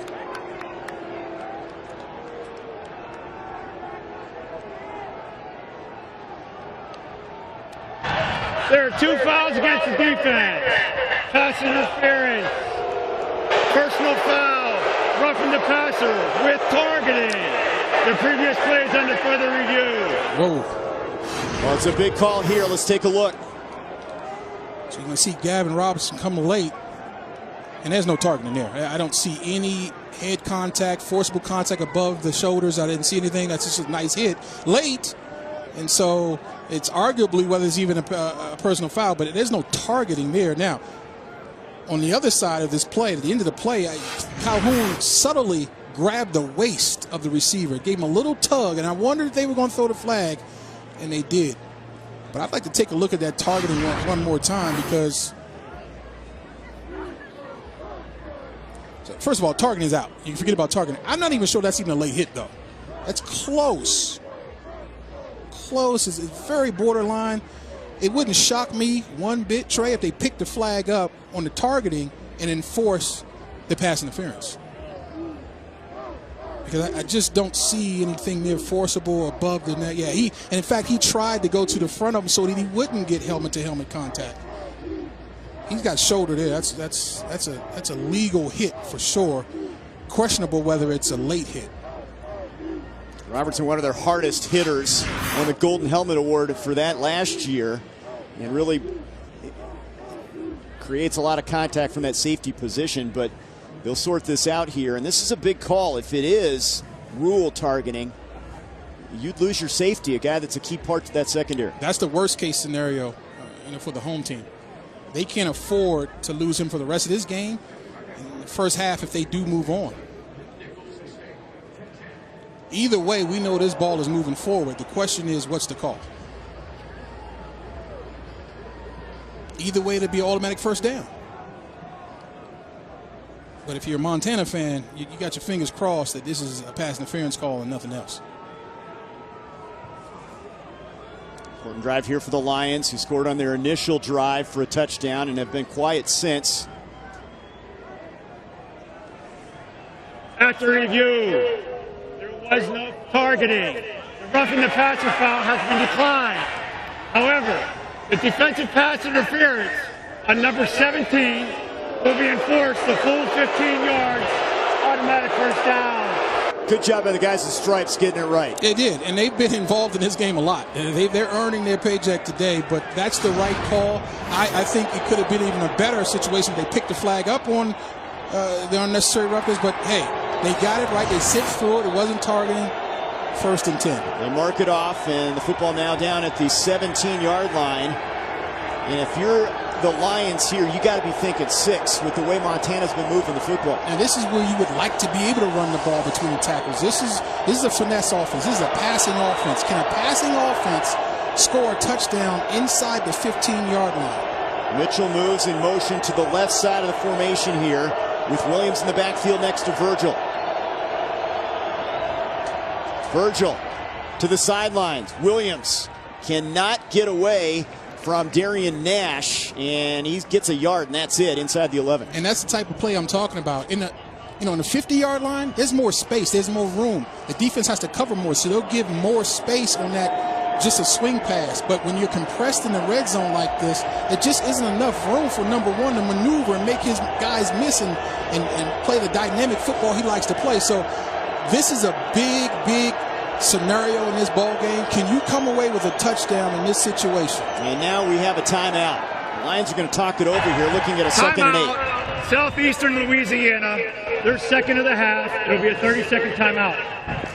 Now, throughout the course of this season, Southeastern Louisiana has changed up quarterbacks. We've seen Kelly this season, and Virgil takes most of the snaps, but they've used Kelly in these short yardage situations in the red zone, and it'd be interesting to see timeout. If they go that route, if they get the ball closer. We'll break with 2:18 to go. 24-7, Bobby Houck's team in front. FCS second round play. An important drive for Southeastern Louisiana, trailing Montana 24-7, 2:18 to go before halftime. You see Jason Virgil and Cole Kelly with their helmets on here. We've seen Kelly throughout the course of this season in short yardage situations near the goal line. It will be Virgil, though, at quarterback here on a 2nd and 8. They can get a first down. The first down marker is just outside the 2-yard line, so that's available to them. Turner in motion. They'll run it with Williams right up the gut, and he's hit hard and dropped by Robertson. Houck was in there as well, and a 3rd down coming up now. And that's the type of play. Timeout. Montana, they're first. It'll be a 30-second timeout. So they'll try to get reset defensively here with a big 3rd and 4 coming up. And that's the type of play I wondered, could they get away with? With all the spreading they're doing, would they be able to run the ball effectively down close in between the tackles? Because if you can do that, then that opens up the RPOs, that opens up the play action pass. You got to be able to run the ball in between the tackles this deep into the red zone. You saw where the Lions have actually run more plays than Montana, but the total yardage in favor of Montana. It's been a big half for Dalton Snead, 217 yards passing. He's outdueled Virgil so far in this one. And no one saw that coming. I'm just going to be honest with you. But you got to give him credit. Again, he's healthy. That ankle isn't bothering him as much as it was before. He's got great practice under his belt, and he's looking really sharp today. 3rd and 4. They need to get it inside the 3 to move the chains here. 3-man line for the Grizz. Will they blitz out of it? I think they will. Connor shifts in motion to the left side of the formation. 2 receivers to each side. They rush 4, and they blow this play dead. Flag comes in. They're going to back him up. I think it's the same guy, too. If I'm not mistaken, it might be Pat Allen again. Full start. Offense number 74. 5-yard penalty. Remains 3rd down. It's going to be Jarius Gooch, the left guard this time. The guy next to him. This is 3 now. Pre-snap false start penalties, and that was subtle. Almost didn't see it. That's how subtle that was. Not so sure about that now. Well, this changes your dynamic considerably. 3rd and 9 now instead of 3rd and 4. Clearly a passing down. Virgil has to be very careful with this football. There are going to be a lot of crossers, a lot of people in throwing lanes. They'll rush 4. Virgil steps up, delivers a strike, caught near the goal line. Touchdown. It's hauled in on a great catch by Schwabel, and he hung on to it for the score. Watch him fit this ball in the tightest of windows. And the umpire, he's involved with it too. Boy, that ball was on a line. And watch Schwabel take the hit for a touchdown, and I'm not sure he got in. Roberts finishes that thing off. Was that ball across the line? You need to cross the plane with the football. Schwabel, they feel, has a chance at the next level. Big target at 6'5", 245. I'm a big fan of this guy because he's a big play guy, too. He can get down that seam in a hurry. Had a big game last week. So the touchdown strike by Virgil, a much-needed score for the Lions here, and Broussard for the extra point, and he knocks it through there. 24-14, Schwabel's 4th touchdown receiving this year, and he took a shot near the goal line. He did, and I'm not sure that he crossed the plane of the goal line with this ball. The ball has to get across, not his body, not his foot, not his knees. Now, the angle is not true. We're not 100% down the line, but boy, from that angle, it looked like he didn't get close to crossing the goal line. And all he has to do is break the initial front half of the goal line. He doesn't have to get it all the way across and touch the radar or anything like that. But boy, I'm just telling you, I didn't see that ball cross over myself. 8 plays, 75 yards, and that was just the tonic that this team needed. Big touchdown drive from Frank Selfo's team. And again, we've talked about their comeback ability. They did it last week. Here's another look. Yeah, they're very comfortable in this situation. There's no doubt about it. But Now there, it was closer. I could see that left leg, and you guys see the balls near it. Put it like this. If they had reviewed it, I don't think it would have been enough to overturn the call in the field, so we just leave that alone, put that in the back pocket. I'm just not sure. But guess what? I don't have to be sure because I'm not on the field. How about that drive, though? 8 plays, 75 yards. They had an 11-play drive, 75 yards to open things up here. And they're back to business. The mental toughness of the guys in white is clear to me. They're not panicking. They're comfortable with coming from behind and winning games. Bryce Broussard with a short kick. It's a one-hopper. Look out. Return by Malik Flowers. Look out, he could go. Flowers takes it the distance for the Montana touchdown. No flags. 81 yards, and they turn the tables after that Lions score. Oh, boy. The kicking game. Turnovers and the kicking game in the playoffs. I don't care if it's high school football, college football, FBS, FCS, NFL football, Canadian football, it doesn't matter. These games, because the opponents are so good, these games generally come down to turnovers in the kicking game, and that one right there was a big one. That is the second kickoff return for touchdown by Flowers, a sophomore from Fontana, California. He also had a 100-yarder this year. This one 81 yards to extend the lead, and the extra point from Brandon Purdy makes it a 31-14 game.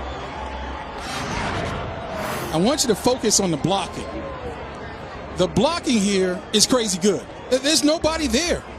How do you get past the 40 before your ankle gets touched? Well, you do that because there's a hat on the hat, and look at the poor kicker. I mean, that's a heck of an effort, kicker. I like the way you kept running, but, boy, you had no chance. But your coverage guys gave you no chance. But the blocking is what sprung that play right there. Give credit to the special teams coach. And guess who the special teams coach is? It's Bobby Hauck. Well, this guy's had a sensational career as a special teams player. He led the conference, the Big Sky, last year in kick return average. 2 kickoff returns for touchdowns this season. And special teams, that's what the magic happens in postseason play. It really is, because most teams, especially on the road, if you were to look at a graphic, and I'm putting a hint in the guys in the truck, I'm going to put some pressure. If you look at a graphic, now this is a tough one, but if you look at a graphic of road teams who give up special team scores, I guarantee you the winning percentage is below 30%. It's just hard to overcome that sort of deal. It's tough enough to deal with the environment, the cold, the crowd, the tough opponent. Now you give up a touchdown on a kickoff return, but it's tough. Well, that's got to be deflating for the Lions as Wilson's kick goes through the end zone. Now they'll have the football back with some time to score before the break, but you erase that great drive with one play. Yeah, but you know what, though? You got to keep answering the bell, right? You got the ball with 1:54. Most teams in practices or near the end of practice with a 2-minute drill. This is something that this team is very comfortable with, and the style of offense they play, they're not getting out of character. They're running base offense just a little bit quicker. Right now, if I'm Southeastern, I'm saying I need some points. I need to change the scoreboard, whether it's a field goal or a touchdown. Let's run a really good 2-minute drill and get on the scoreboard. And the top passing offenses nationally, 4th at the FCS in terms of yardage per game. They'll go to C.J. Turner at the sideline, and he's out of bounds close to a first down. 7-yard pickup, knocked out at the 32.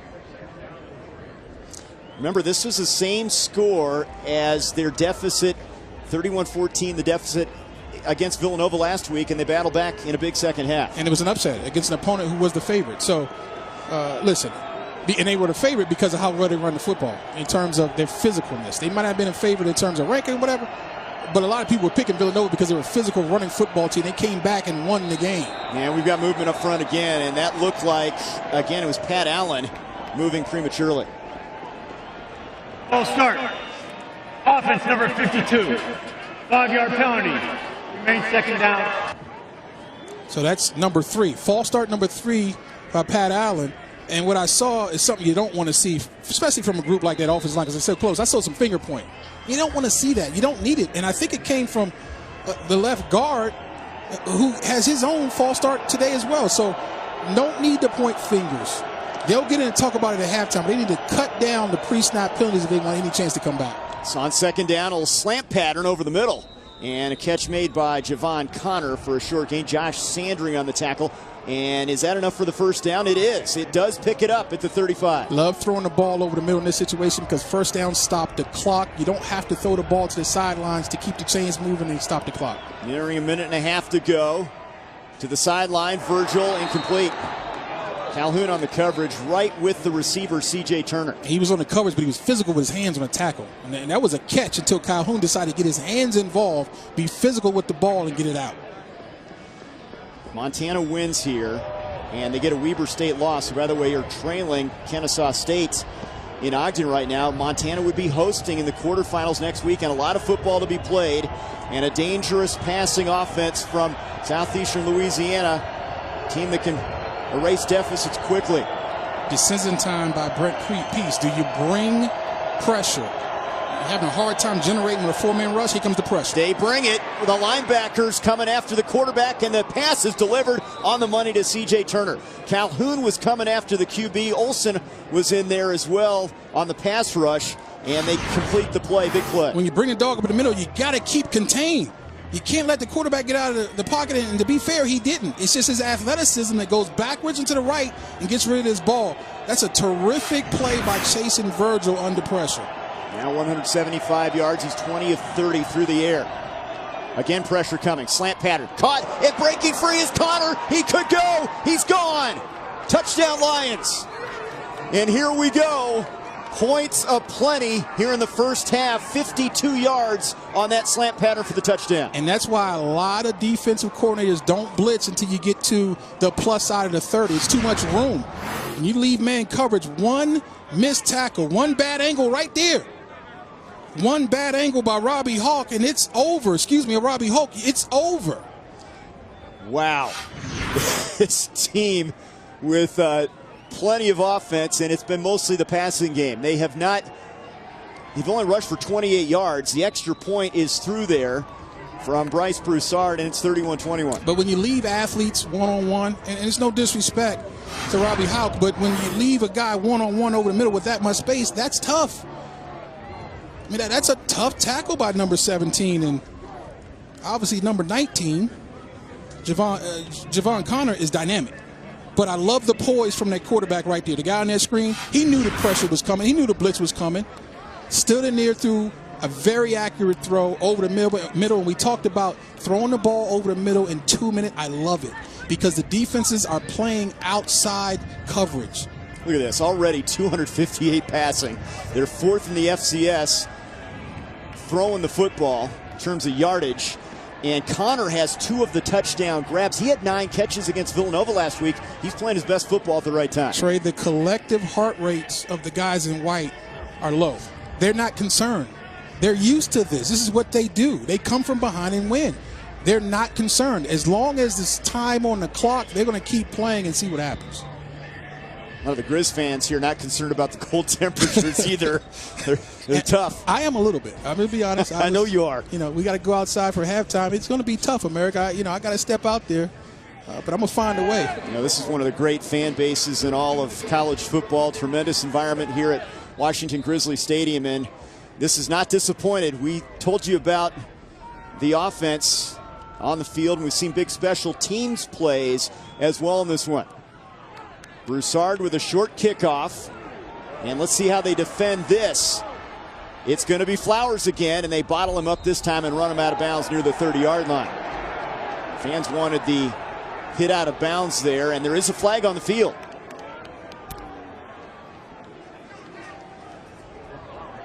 This is against Southeastern and moves this ball up. Boy, that'd be a terrible deal. It looks like they've picked up. There's no flag on the field. So a clean play over there on the sideline. And give Southeastern some credit. They decided not to mortar kick or sky kick. They kicked that ball off and covered it. Good job by them. Still a minute 11 to work with for Snead and company. They'll run it with Knight running left for a couple yards up to the 31. Trey Brake, the Alabama transfer, the middle linebacker on the stop. 16 FBS transfers for the Southeastern Louisiana team, and they have seen football at the highest level. Drake, one of those guys. On second down, Snead to the sideline. Catch by Roberts. Has a first down out of bounds. That's the way you plan it out to the 40-yard line. So that first play was just to try to catch the Southeastern defense in pass rush mode. They're going to try to score here. I was wondering, were they going to be content? No, they're going to try to score at the end of this half. Snead already 226 yards passing and a couple touchdowns. They have a couple timeouts to work with. Slant pattern, caught by Toure. He's got some space, 40. And he's down to the Lions' 35-yard line. What a half for Samori Toure. Xavier Lewis on the tackle.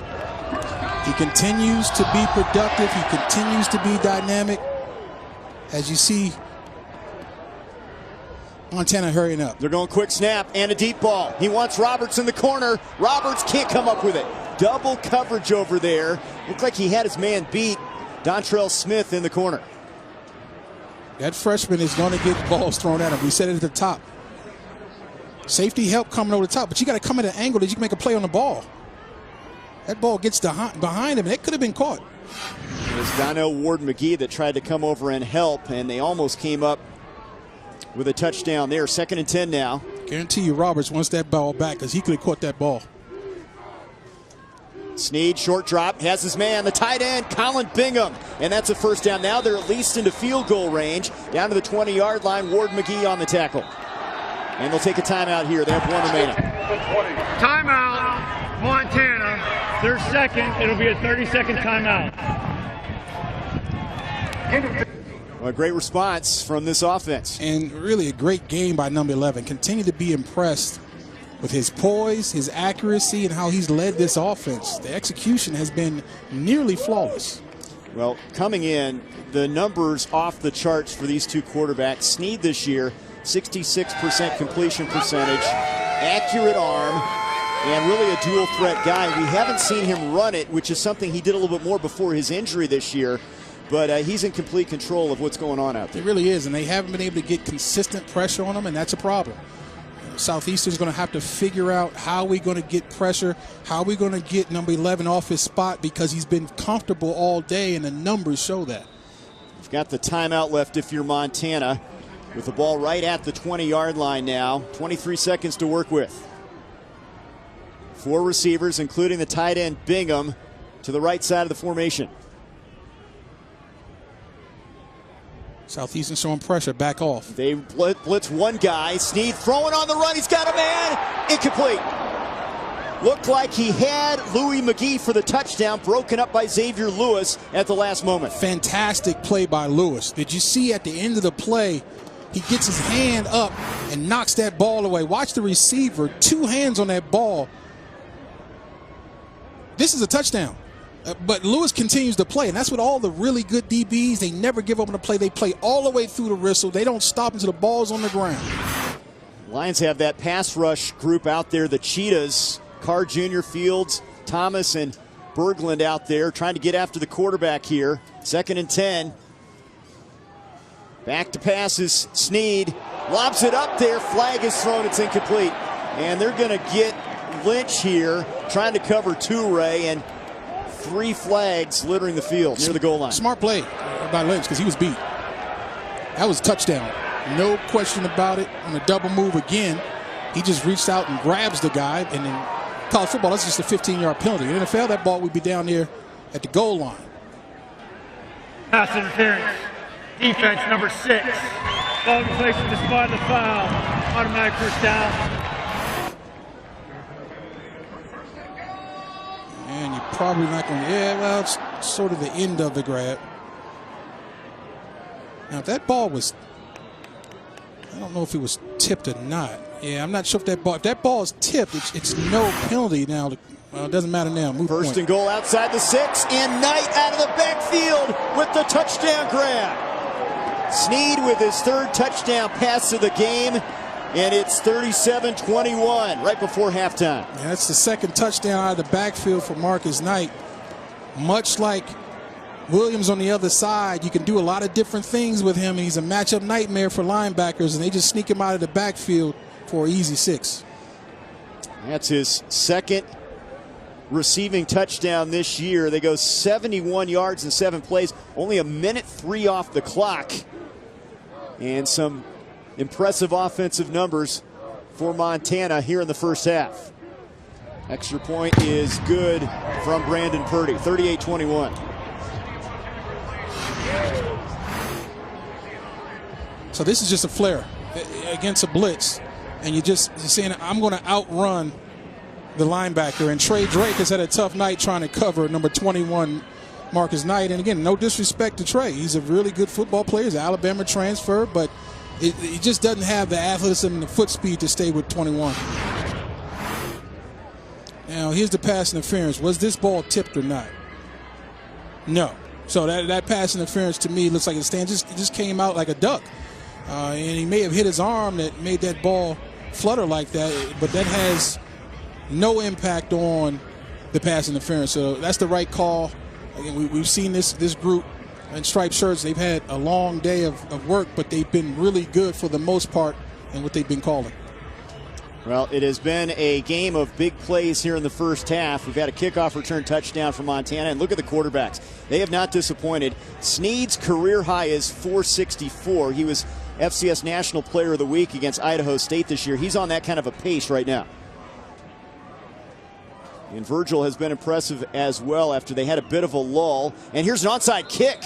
More of a squib in the sense by Wilson, and it's covered by Southeastern Louisiana as it's picked up by Josh Carr Jr. with 8 seconds to go before halftime. Please take 1 second off the clock. Should be 7 seconds.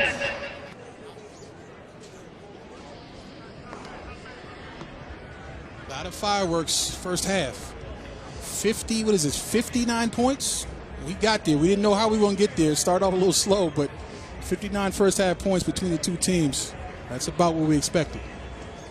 Well, maybe a chance to, after that squib kick, a chance to maybe get a playoff here and get into field goal range for Virgil. Steps up. Now he's just going to throw the deep ball. Downfield. Turner's back there, and it's broken up as Josh Sandry breaks it up, and we've reached halftime. Well, we told you we would see some fireworks, and it has not disappointed here in Missoula. That second quarter was the explosiveness we thought we'd see. Surprising how we got here, though, right? We've seen Snead really take over the ball game early with his passing, and it's been sustained. He's played great, the entire game, and we've seen Southeastern continue to come back and put themselves back in the ball game. Their resiliency is real, and I expect them to come out in the second half the same way. And, of course, you can't sleep on Southeastern Louisiana. They trail by 17, came back and beat Villanova in the first round. Bobby Houck, Montana's coach, joining us now. Coach, hey guys. After the slow start, what changed with your team? They really seemed to get into a roll there. Well, we had them stopped on that first drive, and then got the roughing the punter call that I'm sure you guys got a close-up of me that I wasn't real fired up about. But, we got going. Like our offense, quarterback's on the money, and our guys are hitting on all cylinders. We probably pressured a little too much on defense. We need to zone them a little more in the second half. Coach, how 273 yards through the air, only 42 on the ground. Did it sort of just develop this way into a passing game for you? Did you have that coming in? No, we were planning on running it a little more, but they haven't stopped anything through the air. So, if they're going to play a little more coverage and back some of those guys out of the box, we'll run it more. But they've been pretty heavy in the box. Coach, thanks for your time. All right, guys, go Grizz. Halftime here in Missoula. And a wild one, a 38-21 lead for the Grizz in front of Southeastern Louisiana. A trip to the quarterfinals on the line. The Grizz in front. Halftime coming up.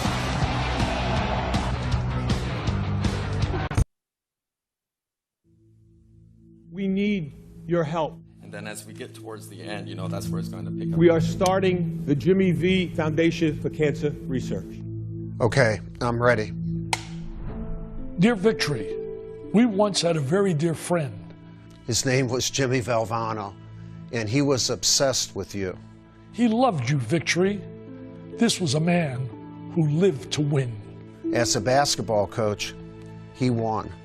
It drove us nuts because he was our competitor before he was our friend. That was Jimmy. You had to love him. He was a winner always. Then Jimmy got sick. Jimmy who had made a life out of winning, suddenly didn't feel like he was winning much anymore. Cancer has a way of doing that. It was scary for him. It was terrifying for us. And it was terrifying for us. Things got bad. Crying on the phone, sobbing over not getting to walk his daughter down the aisle bed. And then he realized something. There was still a way he could win. 26 years ago, Jimmy gave a speech that changed the world. Time is very precious to me. I don't know how much I have left, and I have some things that I would like to say. See, Jimmy wasn't just sick by this point. Jimmy was dying. I flew up with him from North Carolina, and on that plane, his wife Pam was holding this big gold bag. That was Jimmy's vomit bag. He filled it on that flight many times over. We didn't think he'd be able to get on stage. We thought we'd bring him up the mic, have him say thank you, and be done with it. He told us plain and clear, get me on that stage. Get me on that stage. What I would like to be able to do is to spend whatever time I have left and to give maybe some hope to others. The V Foundation will go on to become Jimmy's greatest win. The foundation has awarded over $225 million for cancer research. That speech started it all. It was his final, most important victory. Jimmy died 6 weeks after giving that speech. See, Jimmy understood something about you, Victory. He realized that in life, the game is never over. There is no final buzzer. You never have to lose. You keep fighting, and you inspire people. And then once you're gone, they keep the fight going. You just have to remember his words. Don't give up. Don't ever give up. Don't give up. Don't ever give up. Respectfully yours, Mike and Dick.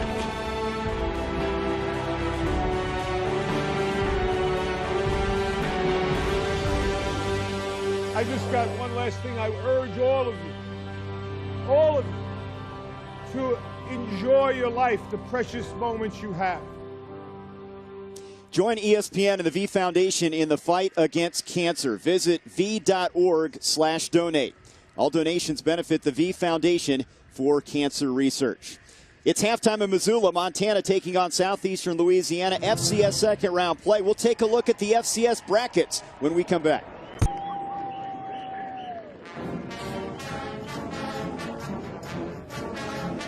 It's halftime in Missoula, Montana. The Grizz in front of Southeastern Louisiana, 38-21. Montana hosting the FCS playoffs for the first time since 2015. How about the scoreboard?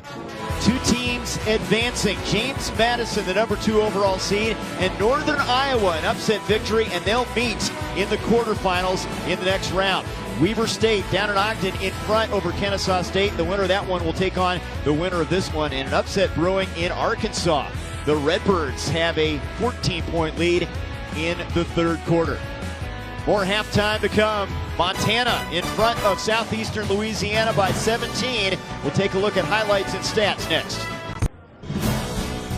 The winner heads to the FCS quarterfinals. Montana on home turf leading Southeastern Louisiana by 17 at the break.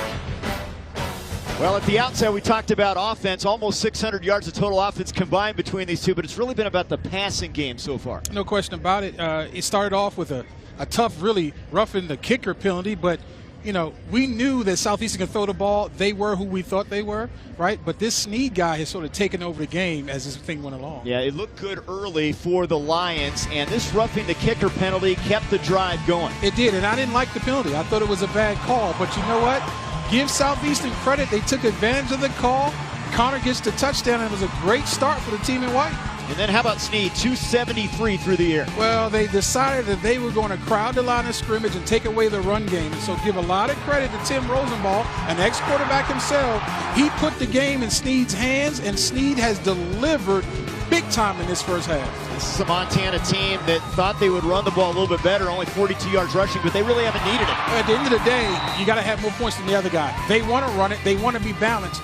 but they haven't been allowed. The opponent hasn't allowed them to do that. You're taking what the defense gives you. The question is, can Southeastern now adjust and start making this Snead guy uncomfortable in the pocket because he's been stellar? Despite the cold conditions, a little bit of a wind, it has not affected the offense. Look at the total yardage. I mean, what, almost 1,200 yards we're on pace for? This is ridiculous, but we told you that. It was going to get hot on that field. It's still cold in Missoula, but it's hot on that field. Can't wait for the second half. A lot on the line. A trip to the FCS quarterfinals. The winner will take on the winner of Weber State and Kennesaw State next. Great setting here in Missoula. 17-point lead for the home team. Back in Missoula, a 17-point lead for Montana over Southeastern Louisiana. We caught up with the Lions head coach.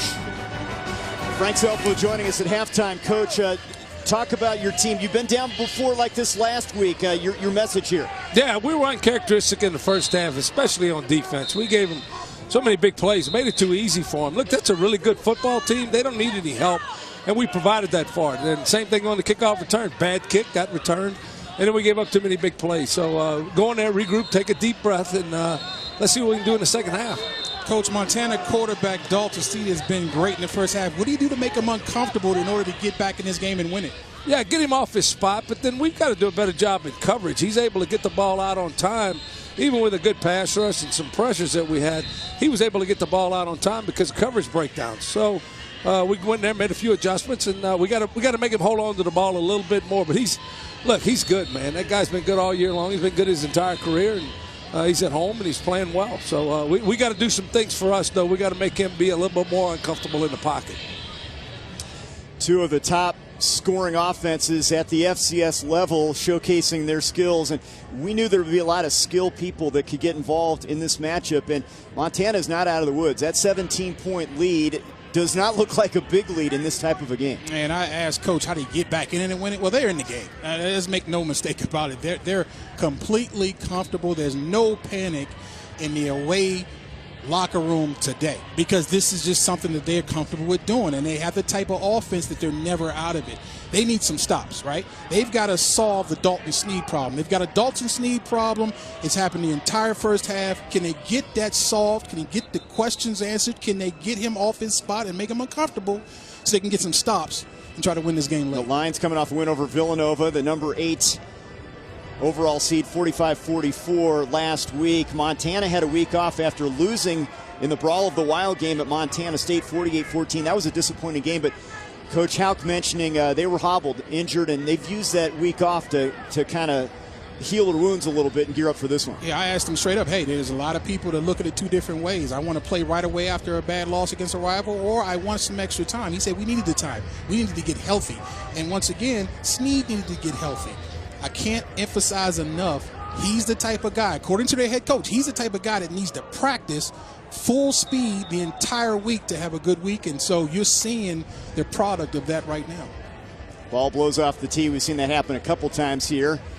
Cold conditions, windy at times, as Bryce Broussard has it teed up for Southeastern Louisiana. Montana getting the football to start this second half.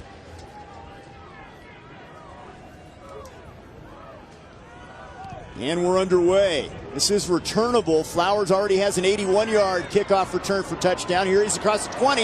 Big return here to the 40. Kicker to beat. Flowers is knocked down by the kicker. Broussard saves the day with a tackle at the 47. Now listen, you know me. I don't like talking about kickers, right? But that was an elite tackle by a kicker in space. You can see it coming. Look at the hole open up. Right there, outstanding blocking once again, but watch this. This is usually forget about it, but no.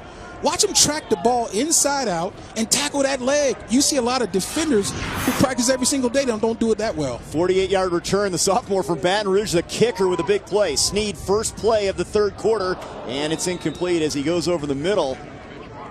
Trying to find Mitch Roberts, would have been a first down, off the mark, 2nd and 10. Look at the drive chart for Montana. Very efficient, effective, and they've had some long drives. One punt. If you tell me I'm going to score every single drive except for one, I'm in really good shape, especially at home. They have not run the ball really well, and they're putting it on the ground here with Knight, and he runs it up to the 44-yard line for 3 yards. Alexis Ramos on the tackle, and a 3rd and 7 coming up. Junior from California. He's one of the guys, when I watched the tape, he showed up a lot. He's a really good football player. And right now, we're going to find out if they've solved that Dalton Sneed problem. 3rd and 7, excuse me. Are they going to be able to get him uncomfortable in that pocket? Will that tighter coverage show up and make him have to hold the ball a little bit? From the Lions 44, they rush 4, blitz coming, and the pass is incomplete. And there comes a flag late. Joshua Carr Jr. was coming in on the pass rush, and a flag dropped, and that could keep this drive going. Looks to be a roughing the passer. Let's see if it. Boy, oh boy. Personal foul. Roughing the passer. Defense number 45. 15-yard penalty from the previous spot. Automatic first down. Yeah, I feel your pain, Josh Carr. I don't know how you play defense anymore sometimes, Trey, when you see calls like that. Now, again, this is tackle football. The quarterback's live. This is not a spring game. He doesn't have a cross on his chest, don't hit the quarterback. He's allowed to be hit. Guys in stripe, let him play football. That keeps the drive going. Play fake now for Sneed from the 29. Goes for the end zone. It's caught. Touchdown. Hauled in by Toure, his 2nd of the game, and the offensive onslaught continues. Dontrell Smith on the cover. And he appears to be hurt, and that's going to be a problem because he's already filling in for the starter. Timeout for injury. He's filling in for Philando Jordan, but watch here again, this problem has not been solved, clearly. Not enough pressure, and look at this throw. Boy, that's a beautiful throw. Great route. Terrific concentration by Toure as his dream day continues. And number 20, the young freshman, is continuing to get his education, and I hope he's healthy to keep playing in this game. 29-yard touchdown reception. They cash in thanks to the short field, and that is the 4th touchdown for Sneed, who's now over the 300-yard mark. And some concern for the freshman corner, who's really been put in a tough spot with the injury to Philando Jordan, their playmaker at that position. Just hope the young player is okay. Looks like he ran into the wall there. It's a padded wall, I believe. It's padded. In fact, I know it is padded. But it's still something you don't want to run into with all of your momentum. You see it carries him into the wall. Oh, man. And why, I need that fan to get out the way. Whoever that guy is, I need you to get yourself out of the way so that you don't make contact with the player. And I'm glad to see he's up and moving around on his own strength. You see the, you don't want to speculate there, but the way he's holding that arm? It's good to see him walking, though. Yeah, and he's holding that arm like it's the shoulder, too. And, yeah, that body language doesn't look good.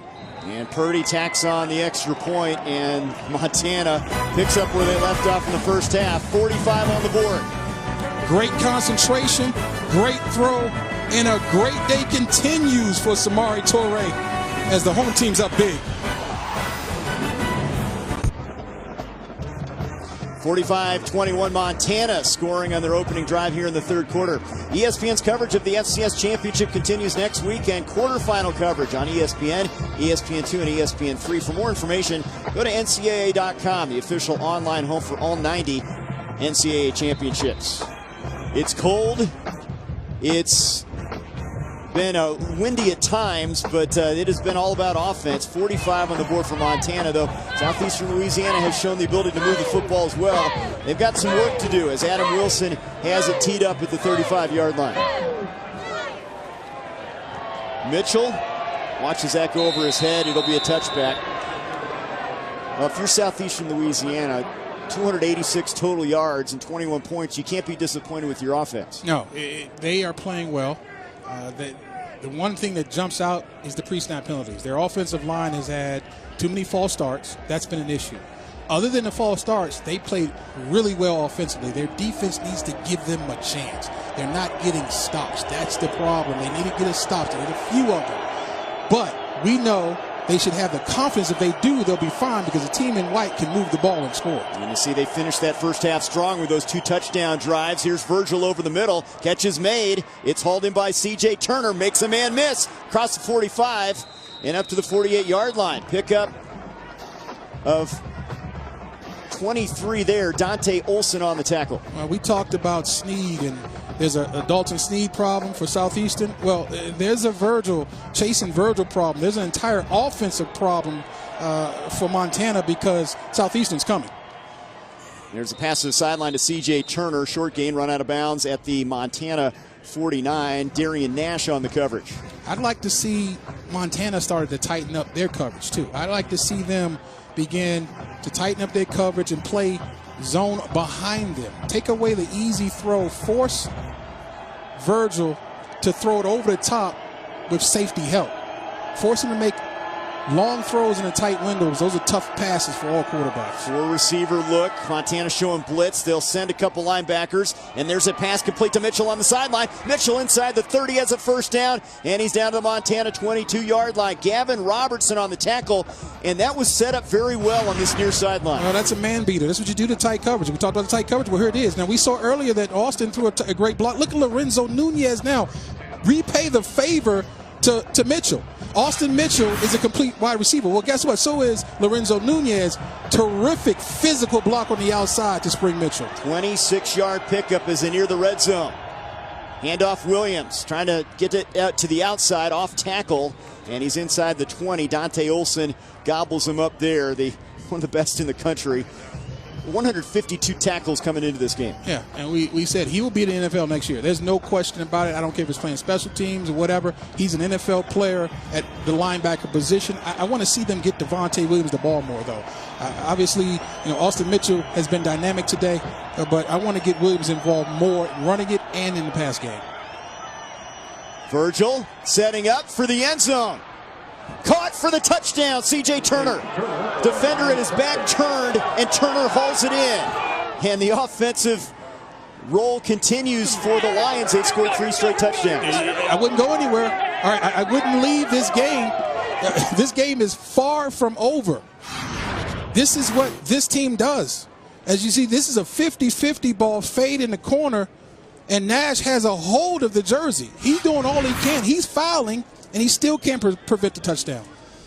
Virgil with his 4th touchdown. He's hit Connor a couple times, Schwabel for 1, and now Turner. And they keep putting the pressure on that Montana defense as they cut the lead to 45-28. C.J. Turner, 7 touchdowns receiving. Beats his man in the corner. When you got chasing Virgil, you're never out of the game. He's going to throw guys open. And the Grizz are trying to hang on to a lead at home. V-Week and FCS championship football. This is second-round play, and that score is accurate. 45-28 with 12:09 to go in the third quarter. Plenty of offense, and you've got to have it if you're going to win this football game. That's a basketball score, right? I mean, 45-28, you'll see a first-half basketball score, even in the second half with that. I mean, this is what we called for, though. You like offense? Well, you tuned into the right game. Bryce Broussard, after Southeastern Louisiana answers the Montana touchdown drive to kick it away from the 35. Flowers will field it at the 4. He already has 1 kickoff return across the 20. Flowers to the 30 and spun down at the 32-yard line. Last drive for Montana, it was the Dalton Sneed show again. They haven't solved the problem, Trey, and it starts here with the kickoff return. They've given this offense tremendous field position. You see the elite tackle we talked about before by the kicker, but look at this throw. That's dropping it in the peach basket against the freshman. They continue to attack number 20. He's out there. Give him credit because he hasn't given up either. 302 yards, 4 touchdowns, no interceptions so far for Sneed. And they run it with Knight straight ahead, trying to keep him honest with a run every now and then. No gain up the middle. Alua on the stop. So impressed with the rush defense of Southeastern. They have really shut it down and made this one-dimensional. The problem is they haven't been able to stop that one dimension. Usually when you make a team one-dimensional, it's good for the defense, not in this case. Dwayne Thomas hobbling. The senior end will come off. On 2nd and 10, play action for Sneed. Steps up and fires it. and it's caught. Louis McGee brings that in. No, he's not in. He did not get the feet down. And it looked like for a moment that pass might be intercepted as he really threaded the needle on that one. Another outstanding throw. Look at the underneath coverage by Xavier Lewis. I mean, you got to go over the underneath guy and drop it into the outside guy. That's a good call by the officials. That is definitely incomplete. Even if he had caught the ball, his left leg was out of bounds. So, but really, Xavier Lewis forced that ball to be thrown higher than maybe they wanted it to. That gets it to the sidelines, an incomplete pass. Southeastern Louisiana looking for a much-needed stop. They have not slowed down this Grizzlies offensive unit. Here's Snead on 3rd and 10. Far sideline, and it's broken up. Good play by Dontrell Smith. It's good to see the freshman out there after that injury. He steps up. And that's the type of coverage that was talked about coming out of the half by Frank Selflow. Watch this coverage. Really good physical hands by the freshman, and give him credit. He had a shoulder issue, if you remember. He's still playing. And he's going to be a really good football player. The lessons he's learning today are going to stay with him. Watch out for the future of number 20. He's going to be great in the Southland. And that's one Toure will catch most of the time, but again, good play by the freshman over there as Adam Wilson gets this punt away from the 20-yard line. A booming kick. Kicks it away from the punt returner Williams and out of bounds. Lamarcket at the 26-yard line. How about updates? We have talked about two teams moving on, JMU and Northern Iowa. Weber State's in a battle, but North Dakota State as well, only up 1. How about Nichols going from the warm air down south, coming up into the dome in North Dakota and playing well? That game's obviously far from over, but whoa! 14-13 in the third quarter. Yeah, and they're out of the Southland Conference, same conference as Southeastern Louisiana. In fact, that game was a wild one. Nichols ended up beating the Lions 28-27 in the Riverbelt Classic. The crowd is starting to come alive because they know this is a big drive for Southeastern and for Montana. And that broken up. That was Dante Olson, intended for Austin Mitchell. You tired of saying his name yet? I hope not. He's all over the place. It ain't over. I mean, he's played the run in the box. He's made tackles sideline to sideline.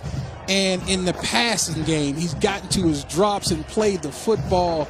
Just really an unbelievable player in every facet of the game. Buchanan finalist, Campbell Trophy finalist, National Scholar Athlete, East-West Shrine Bowl invitee, amongst other accolades. 2nd down and 10.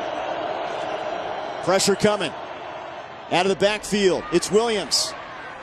And cannot get away from Olsen. On cue, he drops him from behind at the 29. Okay, so I'm a zone drop, hook the curl, and I'm going to get in the pass lane. I'm going to break the pass up. Oh, you want me to go one-on-one coverage in space against their most dynamic player with the ball in his hands? Yeah, I'll take care of that too. 3rd down and long. School record for tackles this year, and there's another one to add to the total. Look at the numbers so far for number 33. 3rd and 6.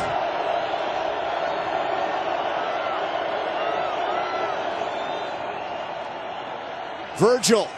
Got him. Mitchell, he's got it. He goes to the turf to grab it at the 44-yard line. 1st down.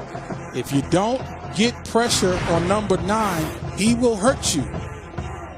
There is no pressure. Good pickup there by the blitz, by the tight end. Bench route, accurate throw where only his guy can catch it.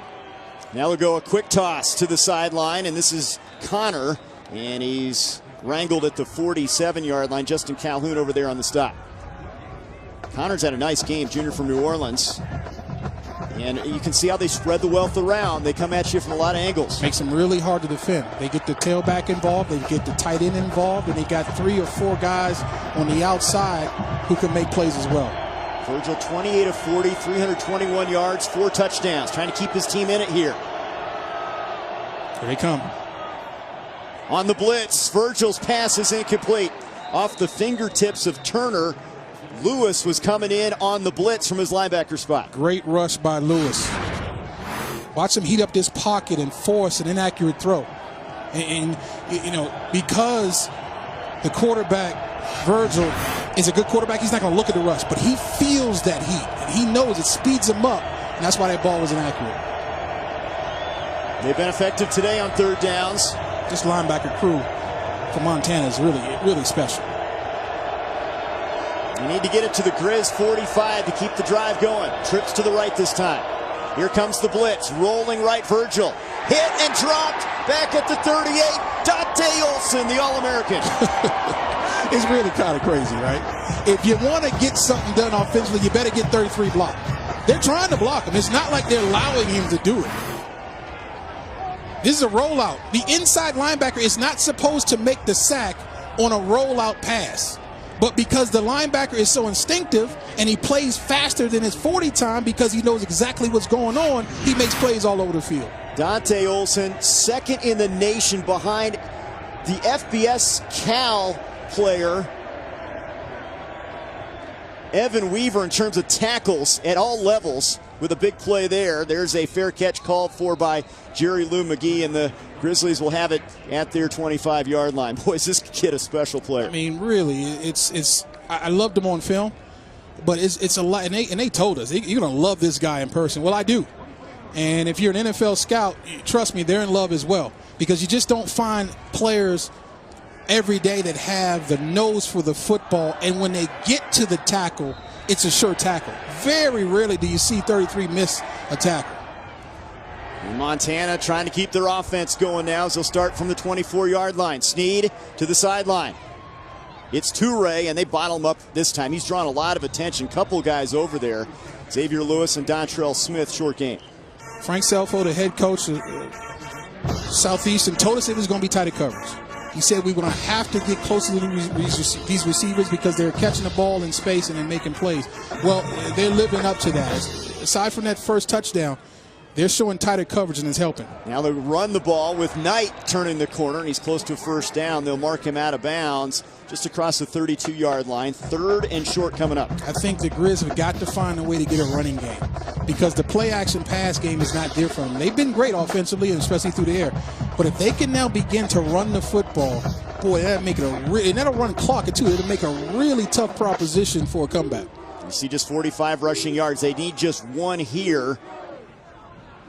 3 backs next to the quarterback, and movement up front. Looked like the Lions jumped across. Stephen Wright maybe. Cherry, the tackles jumping early. Offside with contact. Defense number 95. 5-yard penalty results in a first down. It will be Ronald Cherry, the guilty party. Got to have cotton in your ears. Can't hear a thing. Go on movement, never on sound. Look for Montana to come back to a hard count in a crucial time in this game later on. Fresh set of downs now at the 38 for Montana. Toure in motion, bottom of the screen. Snead looking his way, now down the middle. Toure's got it inside the 25. He's well over 200 receiving. First time a Montana receiver's been over 200 since 2009. He adds to that total. Smith on the tackle. Yeah, they victimized the freshman again, but let's go back to the third down and jumping off sides. Grizzlies have not been good on third down offensively. You gave them a first down, and they're going to capitalize it. They're going to make it be painful. And obviously the best pain for any defense is getting number 8 to football. They're in the red zone now at the Lions 16. Snead again. Toure again. He's inside the 10. Keeps his legs churning and runs out of bounds near the first down stick at the 6-yard line. What an effort from the junior. Adeyemi Berglund, the end, finally runs him out. And we haven't heard from Berglund a lot. He's their best pass rusher up front of the D lineman. He's a very productive player, but hasn't really been involved. They've done a great job of blocking him today. They showed great hustle to get to the outside. How about this? 10 catches, 247, and 2 scores for Toure so far. Snead on second down. And it's incomplete. Looking for Toure with pressure coming. It's third and short. Ramos on the coverage. Nice pass rush there. See, they haven't been able to consistently make him feel any pressure, and that's been a problem. He's just been too comfortable in the pocket. And boy, he's obviously got really good arm talent. If you don't speed him up, he'll kill you. Third down and a yard. They need to get it inside the 6. 13 personnel, partner. 3 tight ends in the ball game. They've got a tight end in front of Knight, who gets the pitch, takes it to the outside, into the end zone. Touchdown, Montana. What a call. Very clever. You go 13 personnel, you bring in 3 tight ends, you shift, so strong side to the right. All the action goes right, and you run the flip play in the other direction. See, that's a key beater. Now you got one-on-one with a defensive end, and there's no chance. Great execution, great design by the entire offense of Montana.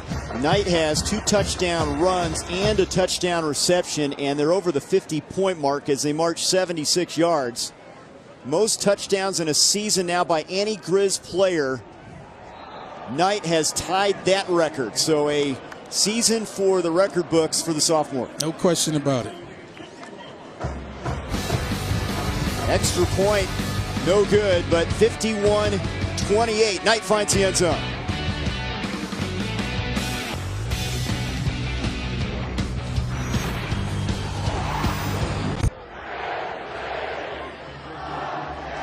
(51-28) lead for Montana.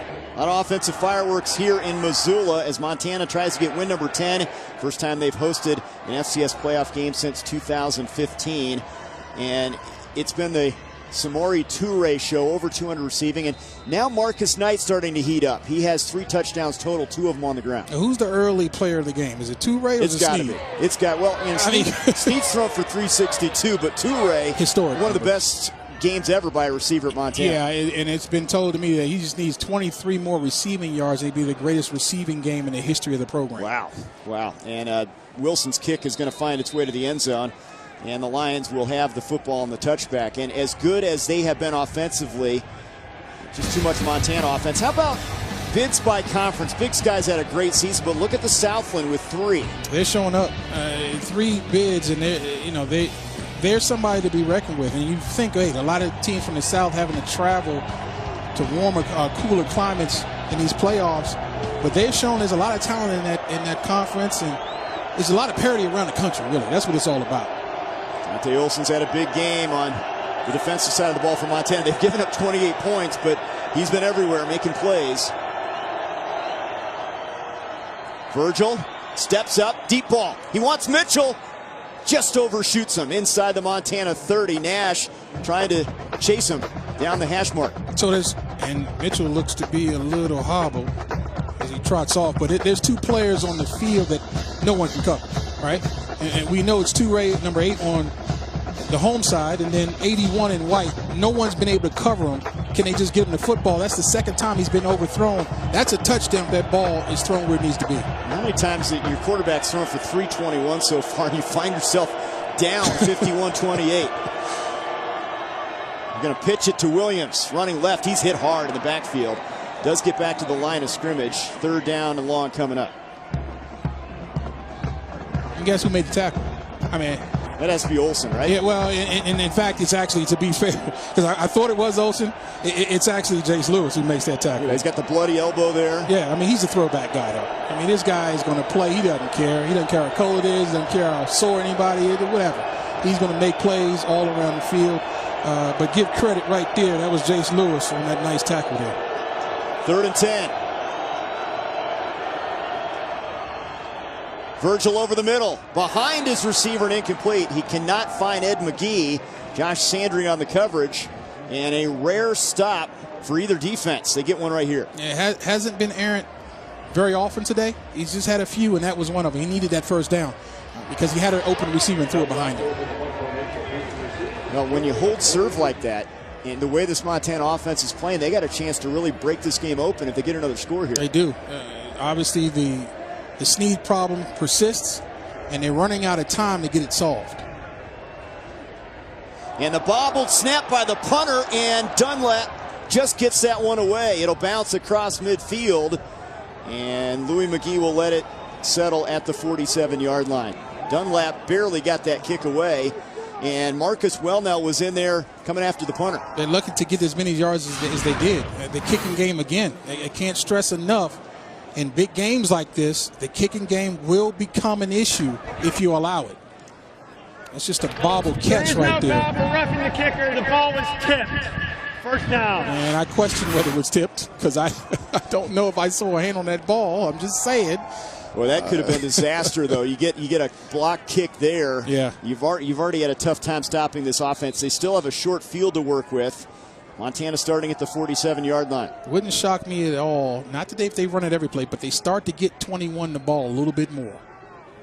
Here he is, Marcus Knight on the carry, running left, across midfield, and to the Lions side of the field, out of bounds at the 45, Alexis Ramos on the tackle. See, Mike Martz made a career with the Rams of doing it this way, throwing the football early, first half. Get these big guys rushing the passer, get them tired. There's nothing that drains you more than having to rush the passer. Then in the second half, run the ball right at him. So you're saying a heavy dose of Holt and Bruce and then back with Falk? There you go. And it's Toure, and now it's back with Knight from a Montana perspective, and they're close to a first down after that Knight carry. Trey Spann was there to stop him. If you're Southeastern, you got to find a way. I would start blitzing to stop the run and trample the run on the way to the quarterback if it is a pass. But you cannot play straight-up defense at this point in the game and expect to get stops. I expect them to begin to bring people and try to get big plays in TFLs. First down, Montana at the Southeastern Louisiana 43-yard line. Of course, when you do that, though, Mr. Torres one-on-one. Or Toure, excuse me. Fakes a handoff. Snead steps up away from pressure. Now in some trouble. Throws it. Incomplete. That almost was a lateral. Incomplete to Louis McGee.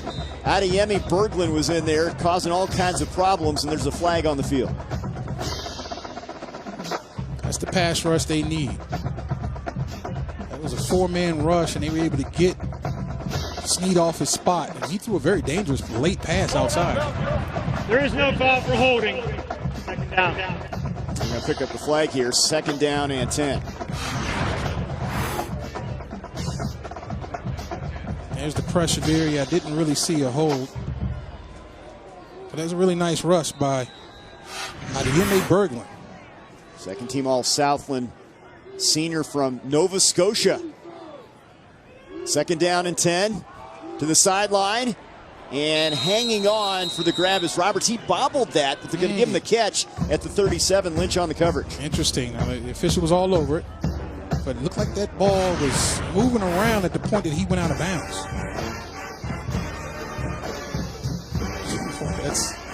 I don't know. It looks like a catch there, feet down, and then they're going to rule it a catch. Snead now on third and short, rolling right. Snead on the throw downfield. Incomplete. Do we have a penalty flag? No flag intended for Louis McGee. Xavier Lewis was with them step for step. Yeah, and they just got tangled up. There's no flag there.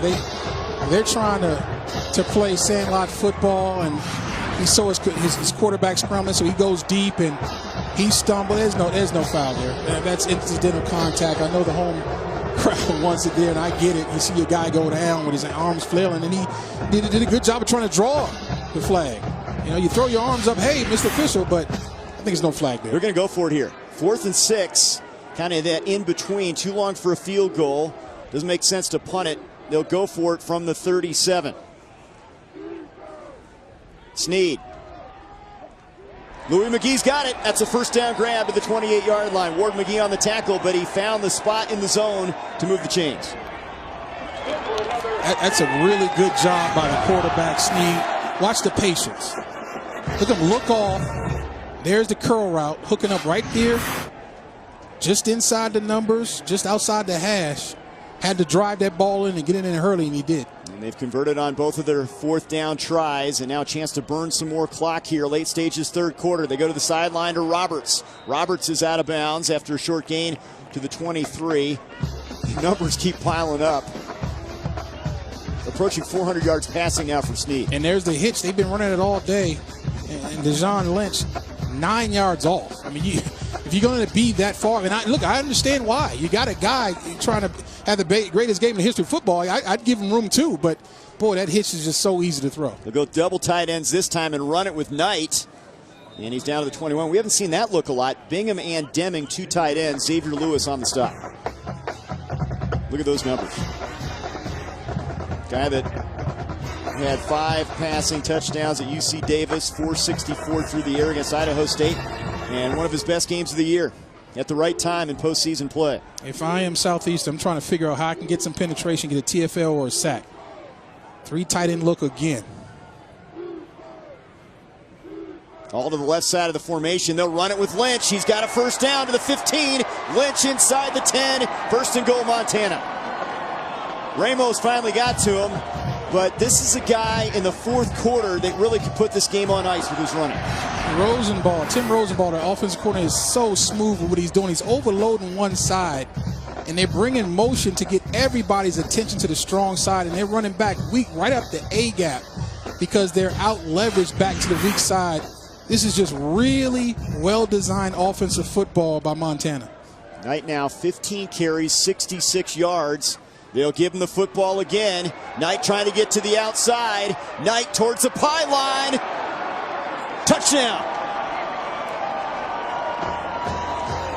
3 rushing touchdowns to go with a receiving touchdown, 57-28. So this time they come back with the 3 tight ends, and they run it to the strong side. They've been running away the entire time, but this time they go back to the strong side, and watch the vision of Marcus Knight as he bounces that thing outside and puts Xavier Lewis in the torture chamber.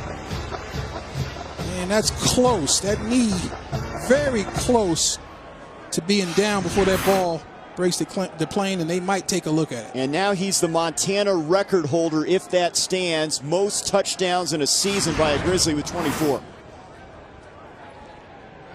Not going to be able to see it. Previous play is under further review. Oh. We're good? We're going to go.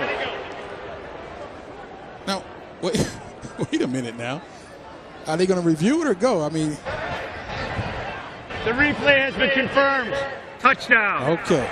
They give Knight the touchdown, and this is the record-setting score. 24 touchdowns in a season, all-time best at Montana. That's unbelievable. I mean, he's got to be so proud, and he gives them the balance. This offense, as you've seen, they can throw it with the best of them, but he gives them the balance that you just can't rush the passer every single play because he'll burn you and put it in the end zone in a hurry. Purdy, the 2-year starter. Place kicker's been really busy.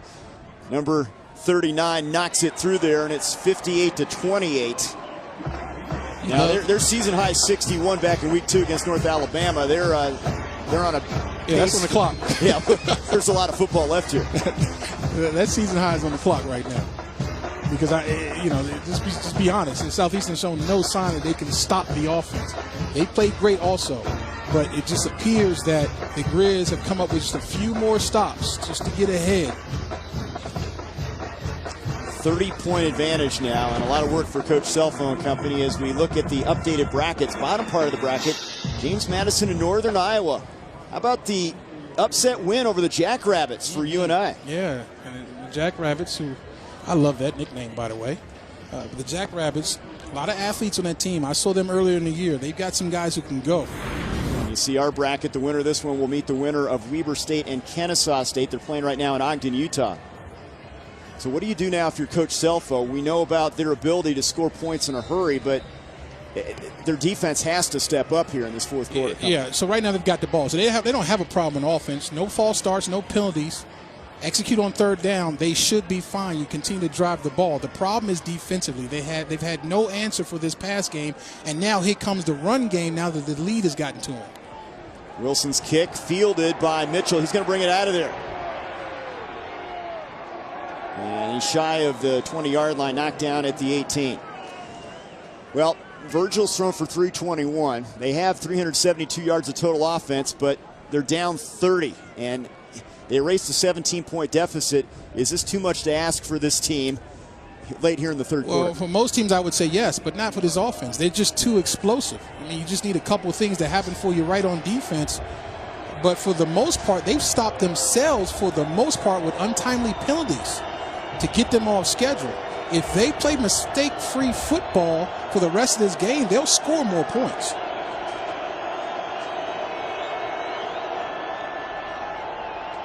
Virgil over the middle, almost intercepted. He threw behind his intended receiver, and Josh Sandry almost had a pick there. That was intended for C.J. Turner. Well, Turner slipped out of his break, and you see that a lot.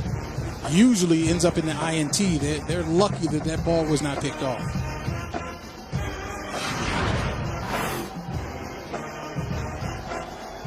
Clean pocket, steps up.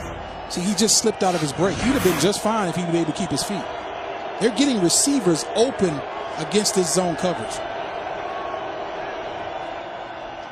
Virgil pressured, dumps it off underneath. Catch made by Williams. And he moves the pile across the 25. It'll be a 3rd and short coming up. Ryder Rice, a grad transfer, who's in the MBA program in the College of Business, comes in and makes the play. I like getting the ball to Williams more. They need to find a way to get it in his hands, and he got some ankles out there on that last play. He put Jace Lewis down to his knees with a quick little move. I mean, this is what you call an ankle bully. Excuse me. I mean, in the open field, that's why we talked about the guy. The guy is really a great player in the open field. Not a tough inside runner, but on the edges and outside, he's really good. 3rd and 2. Virgil, backside pressure, delivers a strike, caught by Connor. Big gain inside the 35 and knocked down by Robertson on a big hit at the 32-yard line. Big plays continue for this Lions offense. That's why you asked me, is it over? No, it's not over. Not when you play offense like that. Your defense have got to show up now. But when you can throw the ball like this and you got athletes running around, it's never over as long as there's time on the clock. 41-yard pickup. Williams. Oh, good play by Robertson. Boy, he is a hard hitter. Yeah. He plays at 1 speed. Yeah, and that was 2 big hits in a row from a free safety. His dad played football at Hawaii from Auburn, Washington. He's made a lot of plays out there. 6'1", 208, but boy, he hits like he's 220, right? Final minute, 3rd quarter. Southeastern Louisiana must be thinking now everything has to be a touchdown, every drive.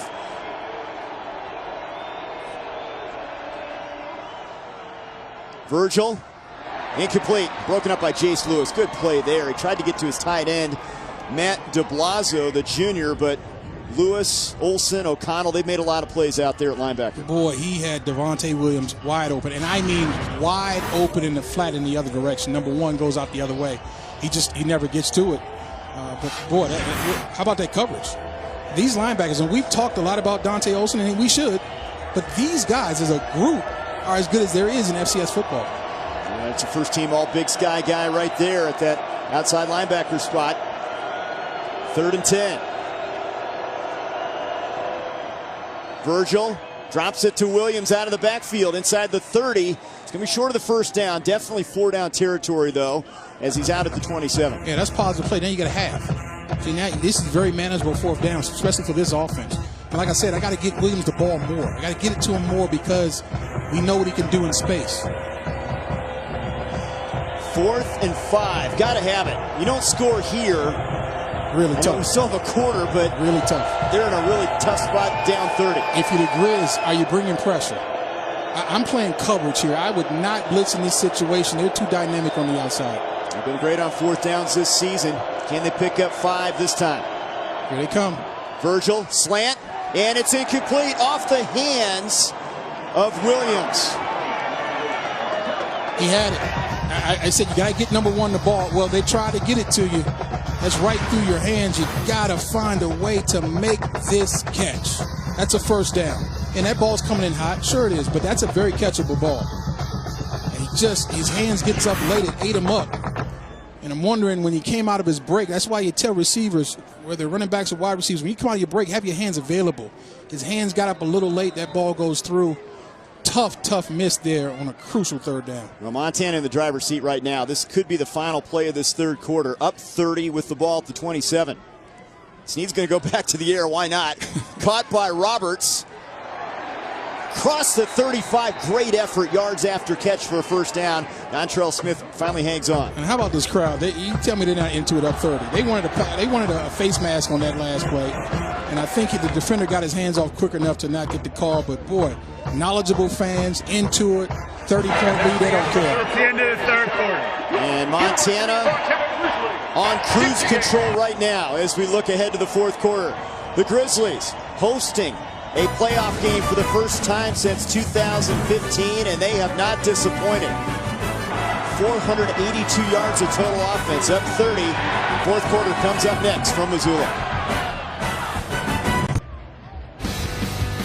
The Grizzlies and Lions with a mascot dance-off here. Montana with most of the moves so far in this one. This reminds me of you and your brother-in-law, Matt, downstairs in the lobby in the hotel getting after it to a Drake song. I saw you. You thought nobody was looking. There's always eyes on you. I'm just saying. Well, I'll tell you what. It's been an impressive performance by Montana. And you wonder now, do you go to the run game to kind of salt this one away? Southeastern Louisiana has not stopped the pass, and we have whistles before the snap of the ball here. And looks like movement from that Montana offensive front.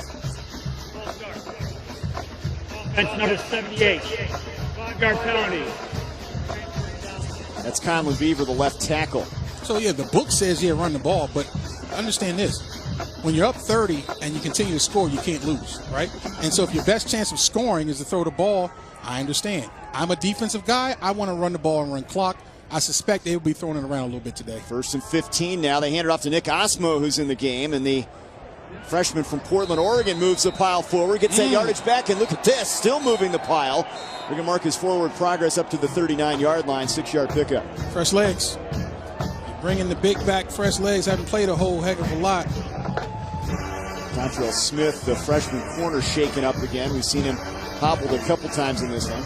He has had a tough game, but he is a tough young player.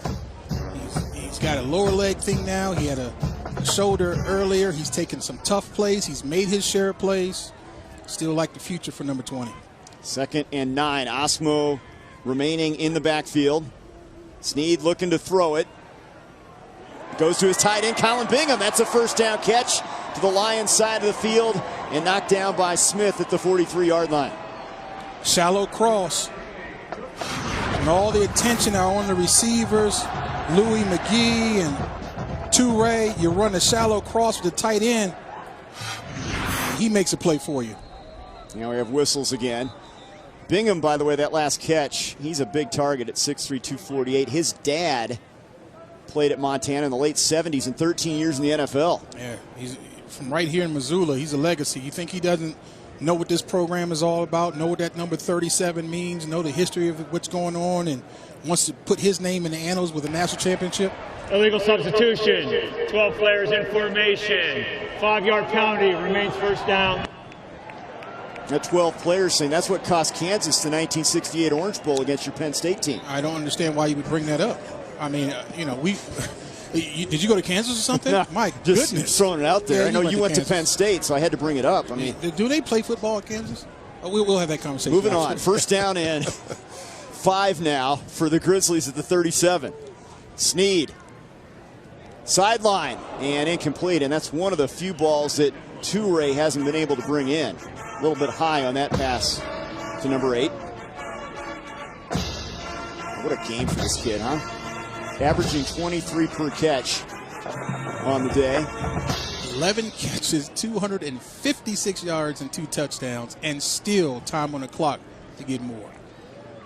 Now, I said he'd go for 250. I was half joking. You're on it. On 2nd and 5, play action for Sneed. Pressure in the pocket, going to run it, flag is thrown. And that was one of the few times the Lions have really gotten after the quarterback. Ronald Cherry on the tackle. It just haven't seen it enough. That's what you talk about, making a quarterback uncomfortable. He's got to now pull it down when he doesn't want to. Looks like there's going to be a holding call, I believe. He's going to back up the offense, but it just hasn't been enough consistent rush and a consistent breaking down of the pocket. Hold it. Offense number 78. 10-yard penalty. 3 feet, 2nd down. That's Beaver, the left tackle. We understand that Weber State has advanced. So the winner of this game will be going to Ogden, Utah to take on the Weber State Wildcats. And Jay Hill, what a season they've had down there.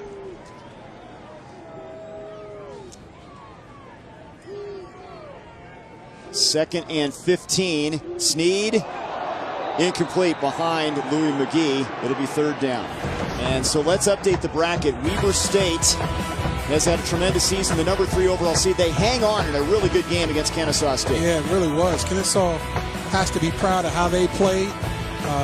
Good football team on the road against a very quality opponent. They had a nice showing, but Weber's the favorite. They're moving on, and they'll get the winner of this one. Well, the Big Sky's been so impressive this season. 3rd and long now for Sneed. Deep ball.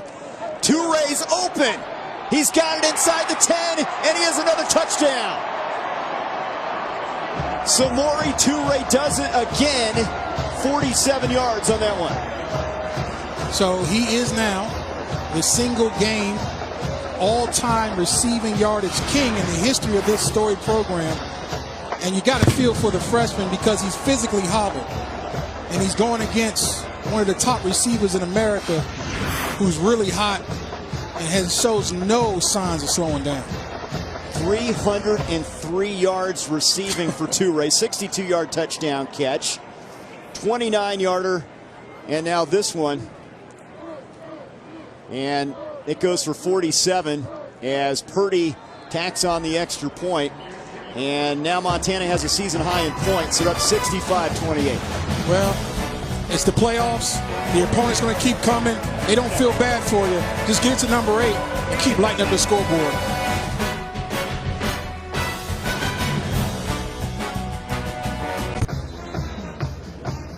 Samori Toure, the junior from Portland, Oregon, a game for the ages. Montana record receiving.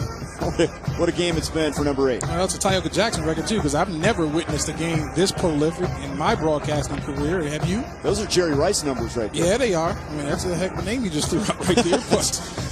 But yeah, we've got our team looking at this. Has got to be one of the top performances in the history of FCS football, too.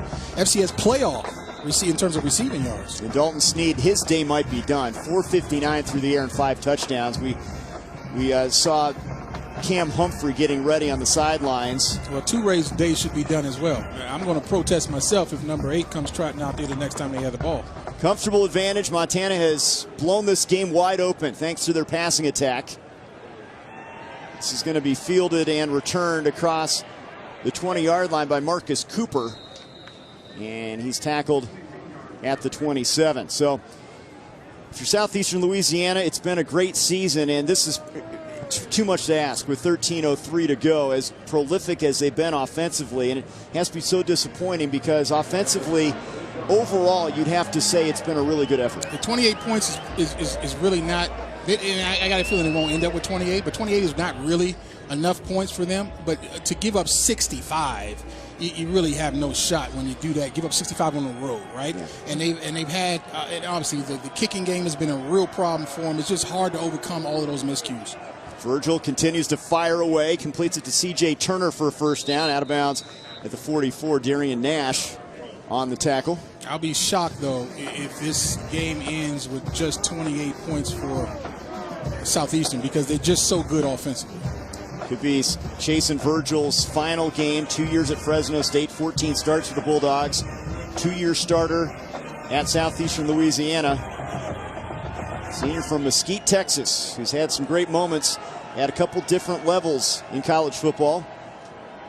Pressure up the middle, throws off his back foot incomplete. In the vicinity of the tight end, Branson Schwabel there. Lewis was coming in on the pass rush.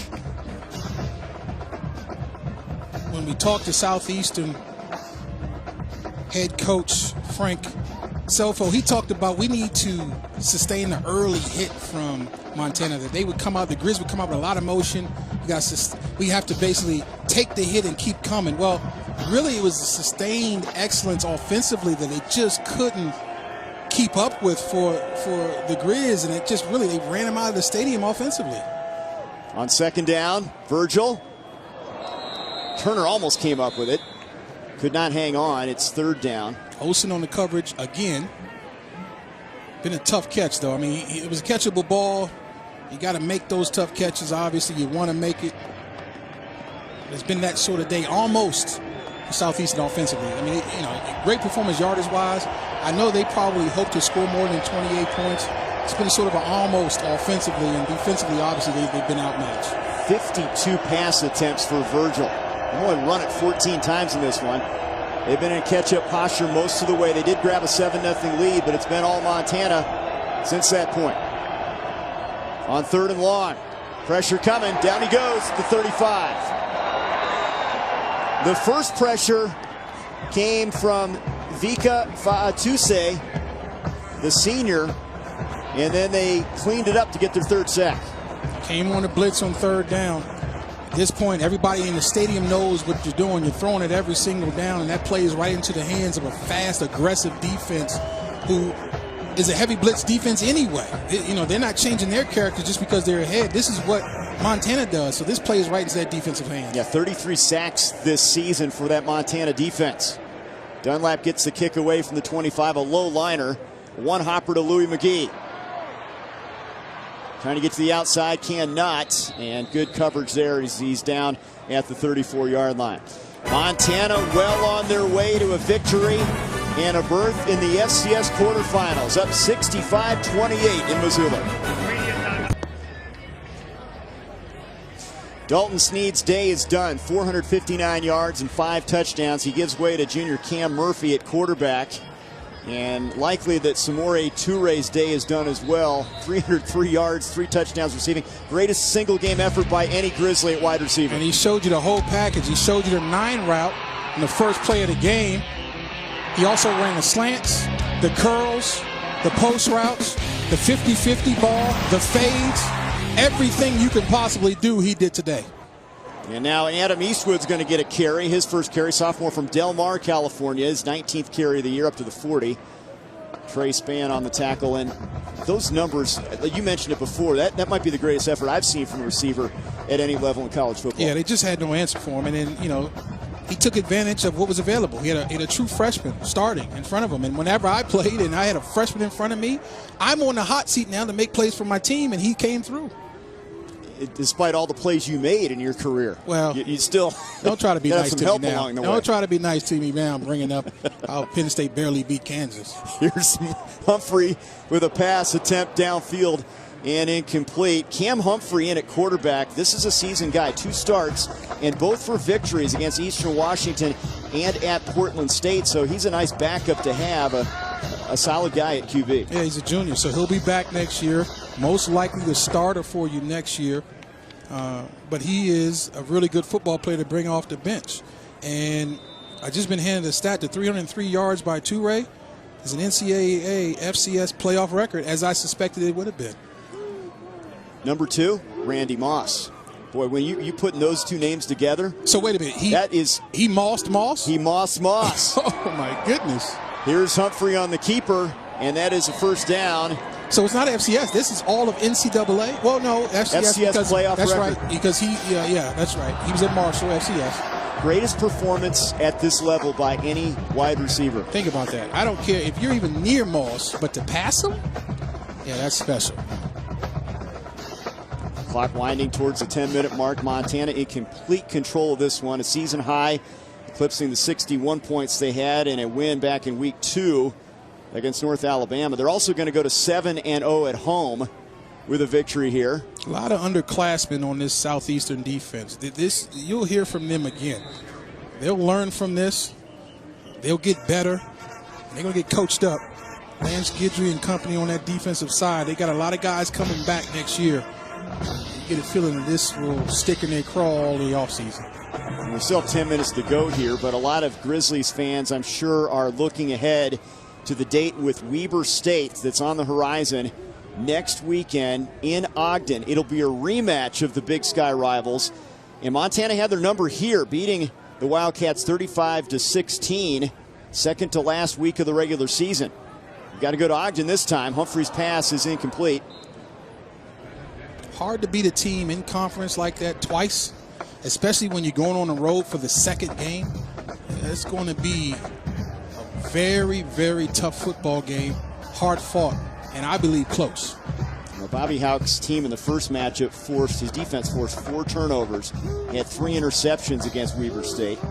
And that was the number 4 team against the number 3 team in terms of the rankings when they matched up during the Big Sky season. That went a long way to get them that first round bye, right? I mean, that was a big game for them. On third down, they swing it to the outside. Catch by Garrett Graves, redshirt freshman who's into the game. The guy they list as a quarterback, getting some reps at wide receiver. Takes it to the 45-yard line. 4th down now. Well, it's got to be a good feeling if you're number 11 over there. My work is done. He can look ahead and enjoy this 4th quarter. Yeah, no question about it. I mean, obviously winning is number 1, but when you play well and you helped your team to that win, it's the best feeling ever. All the pain goes away. The steak tonight he eats tonight, or maybe elk, Tastes we are in Montana. It's going to taste a little bit better. Little bison. That's right. That's going to taste really good. I know one thing. I kept my hands away from your plate the way you were eating that steak last night. Just saying. I'm looking forward to some bison tonight. There's a kick by Wilson. It checks up at the 1. Oh, beautiful punt. And they down it inside the 1 yard line. Record-setting day for the Montana Grizzlies. 8:44 to go here. Looking for win number 10. Where? 65-28, the Grizz Nation enjoying this one. Now, you start without the shirt, but then you bring in the blankets. You're right. Yeah. What's the deal with that? You can't do that. Now, either you go big or you go home. Now, if you're going to grizz it up, lose the blanket and stay all 4 quarters. Your team's staying all 4 quarters. Come on now. Yeah, they've been great here. It's been a great environment here in Missoula. How about Southeastern Louisiana showing some skin? Well, this just goes to show that you don't win the game in pregame. Listen, I'm not begrudging any of these kids. Come out and do what you want, whatever it takes to get ready. But I'm just saying I need to show up and be tough between the whistles, when the clock's running. You don't win it in pregame, that's for sure. But come on, I need more out of these kids now. Come on now. Right. Take the rugs off. Great fans here, though. This is one of the great environments in college football. If you haven't been to Missoula, and there's a safety. Williams is dropped in the end zone for a safety and add 2 more. Eli Alford, the sophomore from Park City, Utah, with a big play. A lot of big plays being made by the offense, but Alford said, no, we can play some defense too now. Give some love to the Grizz defense. 6'1", 285-pound sophomore. He'll be back next year. Nice play. And we talked about Williams. The first guy usually doesn't tackle Williams. Well, he came off the block, kept the edge, and made the tackle one-on-one against Williams. He'll remember that one. His dad, the late Aaron Alford, coached at the FBS level. His uncle is an associate head coach at Ohio State. So he is from a football family, and that's got to be special. You've been there as a tackle to make a play like that and get points. No question about it. And I don't care what the score looks like because, at the end of the day, those guys on scholarship, they're trying to block you, you're trying to make plays. Your job is to go out and make plays. That's exactly what he did. Great tradition at Montana. Let's go back to 2001. Last time they won the national championship. A hard-fought defensive struggle and a win over Furman to win their second national championship. 13-6 the final in Chattanooga. Can't manufacture history, legacy. You got to build that with a lot of hard work, blood, sweat, tears. This program has a lot of history, a lot of pride here. Look at the fans. Very few fans leaving the stadium when you're up this big. They love their football in Montana, and they love their Grizz. 7 FCS championship game appearances for this program. 3 under Bobby Houck in 04, 08, and 09. Maybe this is the year. Maybe they have the magic from an offensive standpoint. They're as good as anybody. Well, if you, as long as you trot out number 11 and number 8, you got a shot against anybody. Returned across the 40-yard line by Montana. This is Keenan Foster, senior from Mill Creek, Washington. After the punt, after the safety, brings it up to the 43-yard line. The kicking game has been a problem all day for Southeastern. It hasn't helped their team. They set up the offense, the opposing offense, in great field position. They've obviously gave up a score. They gave up a near score.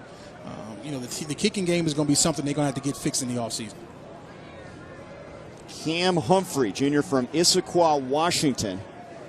He originally was a walk-on as a redshirt at Boise State, went to Saddleback Junior College, and this is his second year with this Montana program. And you mentioned how he'll be the heir apparent next year. These are some important minutes for him as you look down the line to his senior campaign.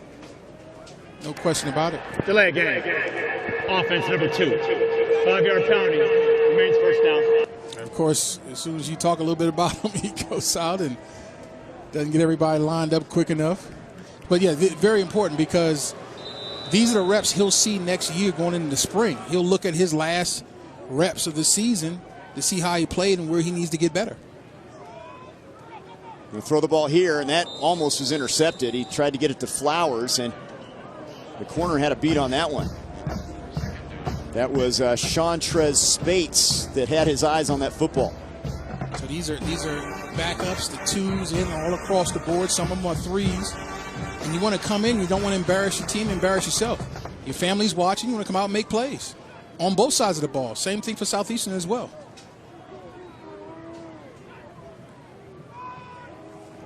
It's a handoff to Drew Turner getting his first carry. Redshirt freshman from Kalispell, Montana. Takes it up to the 44-yard line. I still think, to really get where they want to go, the Grizz are going to have to run the ball effectively. They're not going to get in a situation where they can throw it this well every single week in the playoffs. The opponents get tougher. The defenses get better. They're going to have to get back to their balance next week if they want to beat Weber. Well, and Coach Houck mentioned we wanted it to be more physical today. That was one of the keys coming in. You can be physical in the pass game. They haven't really had to run it as much, but they want to be multiple and have more balance. They do. But to give the credit to everybody in the home team, they adjusted to what was happening, what was being given to them. The offensive line did a great job of pass blocking. I think that was really the key. Obviously, the performances by the skill position players were great.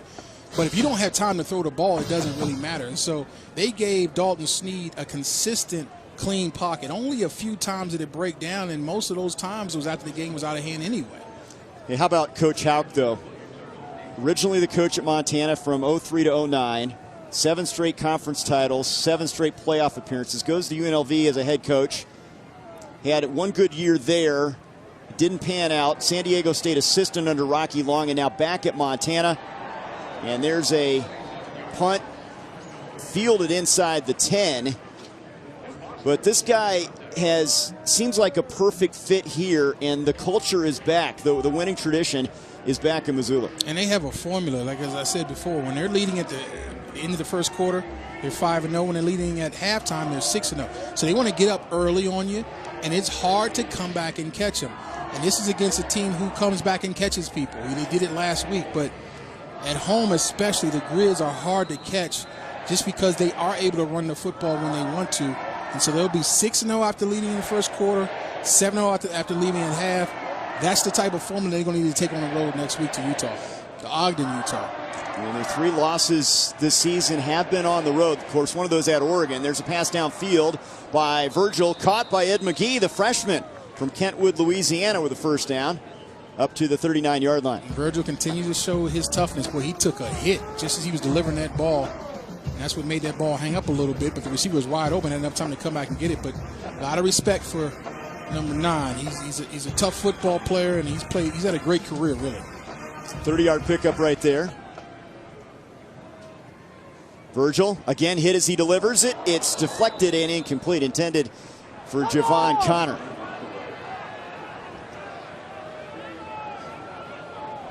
How about the FBS transfers? That's really helped out this Southeastern Louisiana program. And Coach Selfo mentioned that those guys more in tune from a discipline standpoint than some of the JC kids you can go after. Yeah, the infrastructure FBS teams as opposed to JUCO guys. JUCO guys, they just don't have the infrastructure at the schools. They don't have the discipline. They don't have the rule structure because they just don't have the people to put it in place. But the infrastructure FBS teams, you get used to having to do things a certain way, follow the rules, the discipline, being on time, all those things. And so they come to this program where he's not trying to teach people how to do things the right way. They've already had that exposure. They understand it. They understand the importance of it. And so they can step in, get in, locked in step with everybody else and help the ball club. Almost came up with a big completion to Ed McGee there, broken up, double coverage back there on the freshman wide receiver. Corbin Walker was back there, the freshman corner.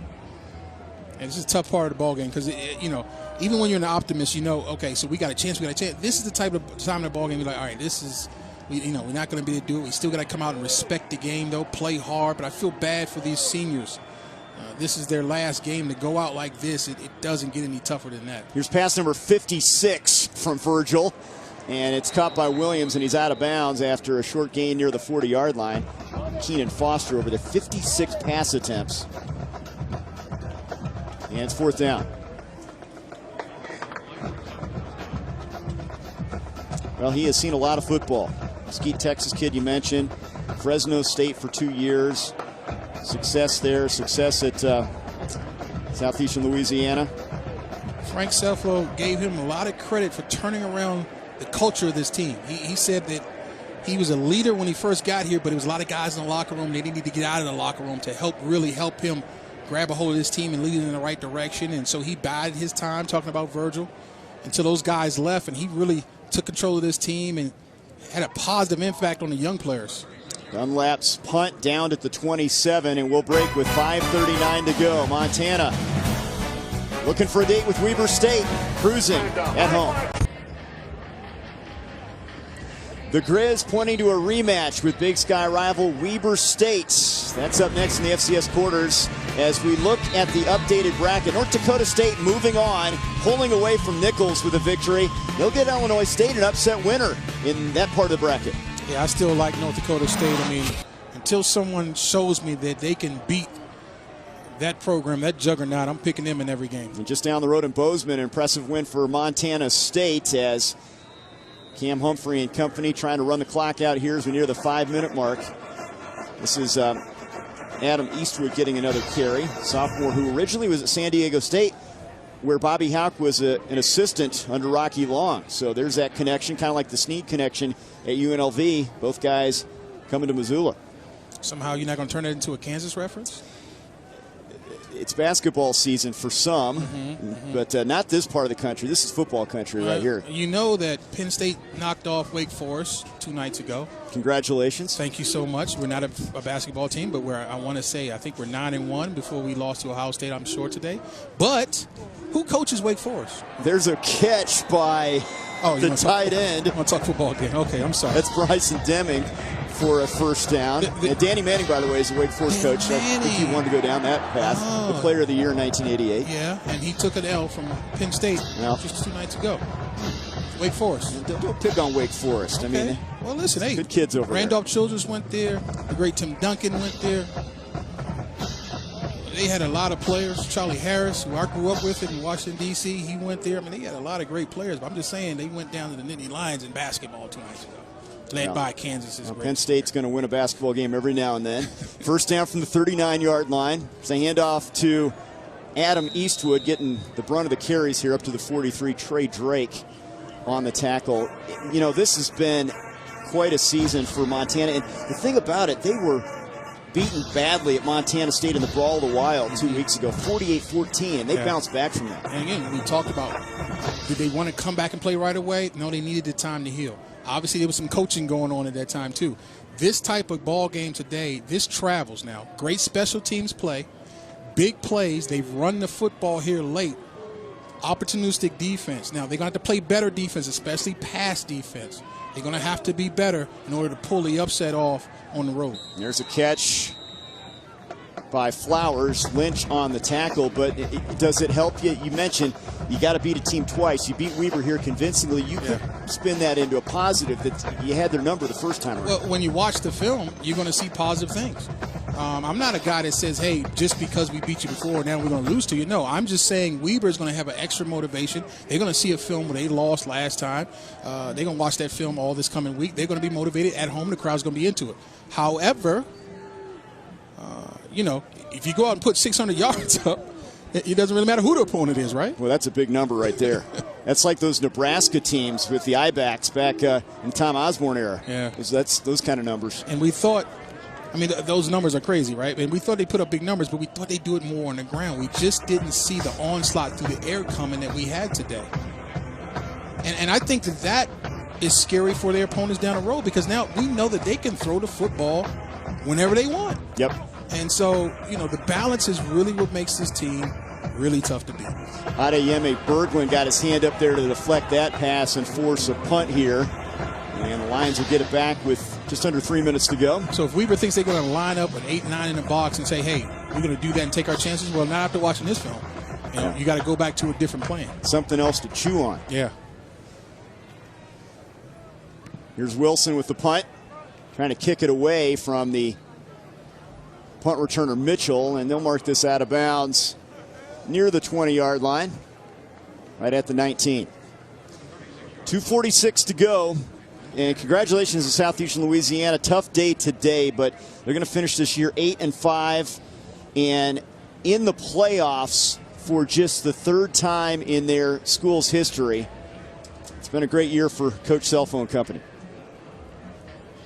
And as I look around, they're too deep, man. They got a lot of underclassmen. They're going to have to find the replacement, obviously, for Virgil, which will be Kelly, most likely. And then they got to replace their tight end. But they've got a lot of young players who will be back next year, sophomores and juniors. So I fully expect them to be a part of the FCS playoffs come 2020. Virgil completes it to Marquise Williams, tackled by Michael Matthews across the 25-yard line.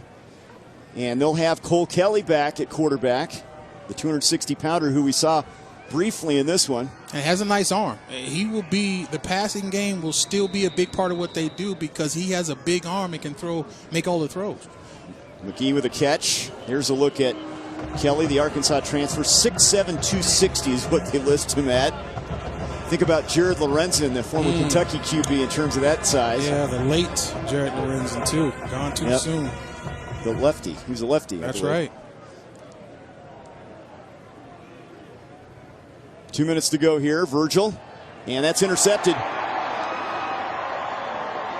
It's picked off by Montana, and taking it back is Corbin Walker for the touchdown. Walker, the freshman, his first pick, and he turns it into a pick six. How about that? Get your first pick in the playoffs. That's a moment that young player will never, ever forget. It's like the ball just got away from chasing Virgil. Or he never saw. I think he never saw number 8 fall off his coverage in zone. I just don't think he saw him. Ball wasn't terribly well thrown either. He was trying to hit the out route. But again, just never saw the freshman lurking back there, and he makes the play. And now we have a new place kicker in for the extra point. This is Gabe Peppinger, Missoula kid. No good. And it's a 73-28 now. How about Walker, though? The pick six, a freshman from Renton, Washington, who had offers from Air Force and Montana State, chose to become part of the Grizz Nation. Look at those long arms. He got some length to him, too, at that cornerback position. One of the young players, one of the future stars for the Grizz defense.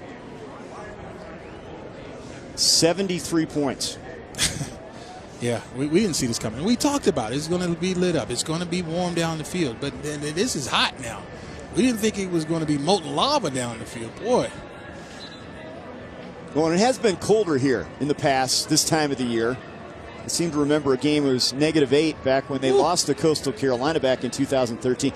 But, you know, you and I aren't used to this kind of weather. Did they pay you double for that? No. That sounds like hazard play right there. Negative what? -8. Look at this. Since 1996. Yeah. So 73 on the board. Fist pump there from Bobby Houck. It's got to feel good. I mean, you take the time to smile about this. Why not? Kids work hard. Coaching staff works hard. Love it when it all comes together, and you got about 24 hours. Feel good about it, and then you look at the film and realize you got a tougher opponent coming next week on the road. Last year, he felt they should have made the postseason. They finished 6-5, 4-4 in the Big Sky. This year, punching their ticket, and they've been impressive in the playoffs. They're going to move the record to 10-3. Touchback, and the Lions have the football back with 1:50 to go. Getting 10 wins, playing in a conference like this, no matter what happens next week, I mean, you got to feel good about that. And you could argue that from a blue blood standpoint, they are the best of the best in FCS history. I mean, 18 Big Sky titles, 24, that's a record for playoff appearances, 7 championship game appearances, and the 2 titles. I mean, over the long haul, I know North Dakota State's been the team to beat of late, but over the long haul, Montana's, they got a pretty good argument. Yeah, people are trying to chase down this this history, chase down this lineage. This is a storied program in FCS football. There's no question about it. Cole Kelly's now in at quarterback. Day done for Chase and Virgil.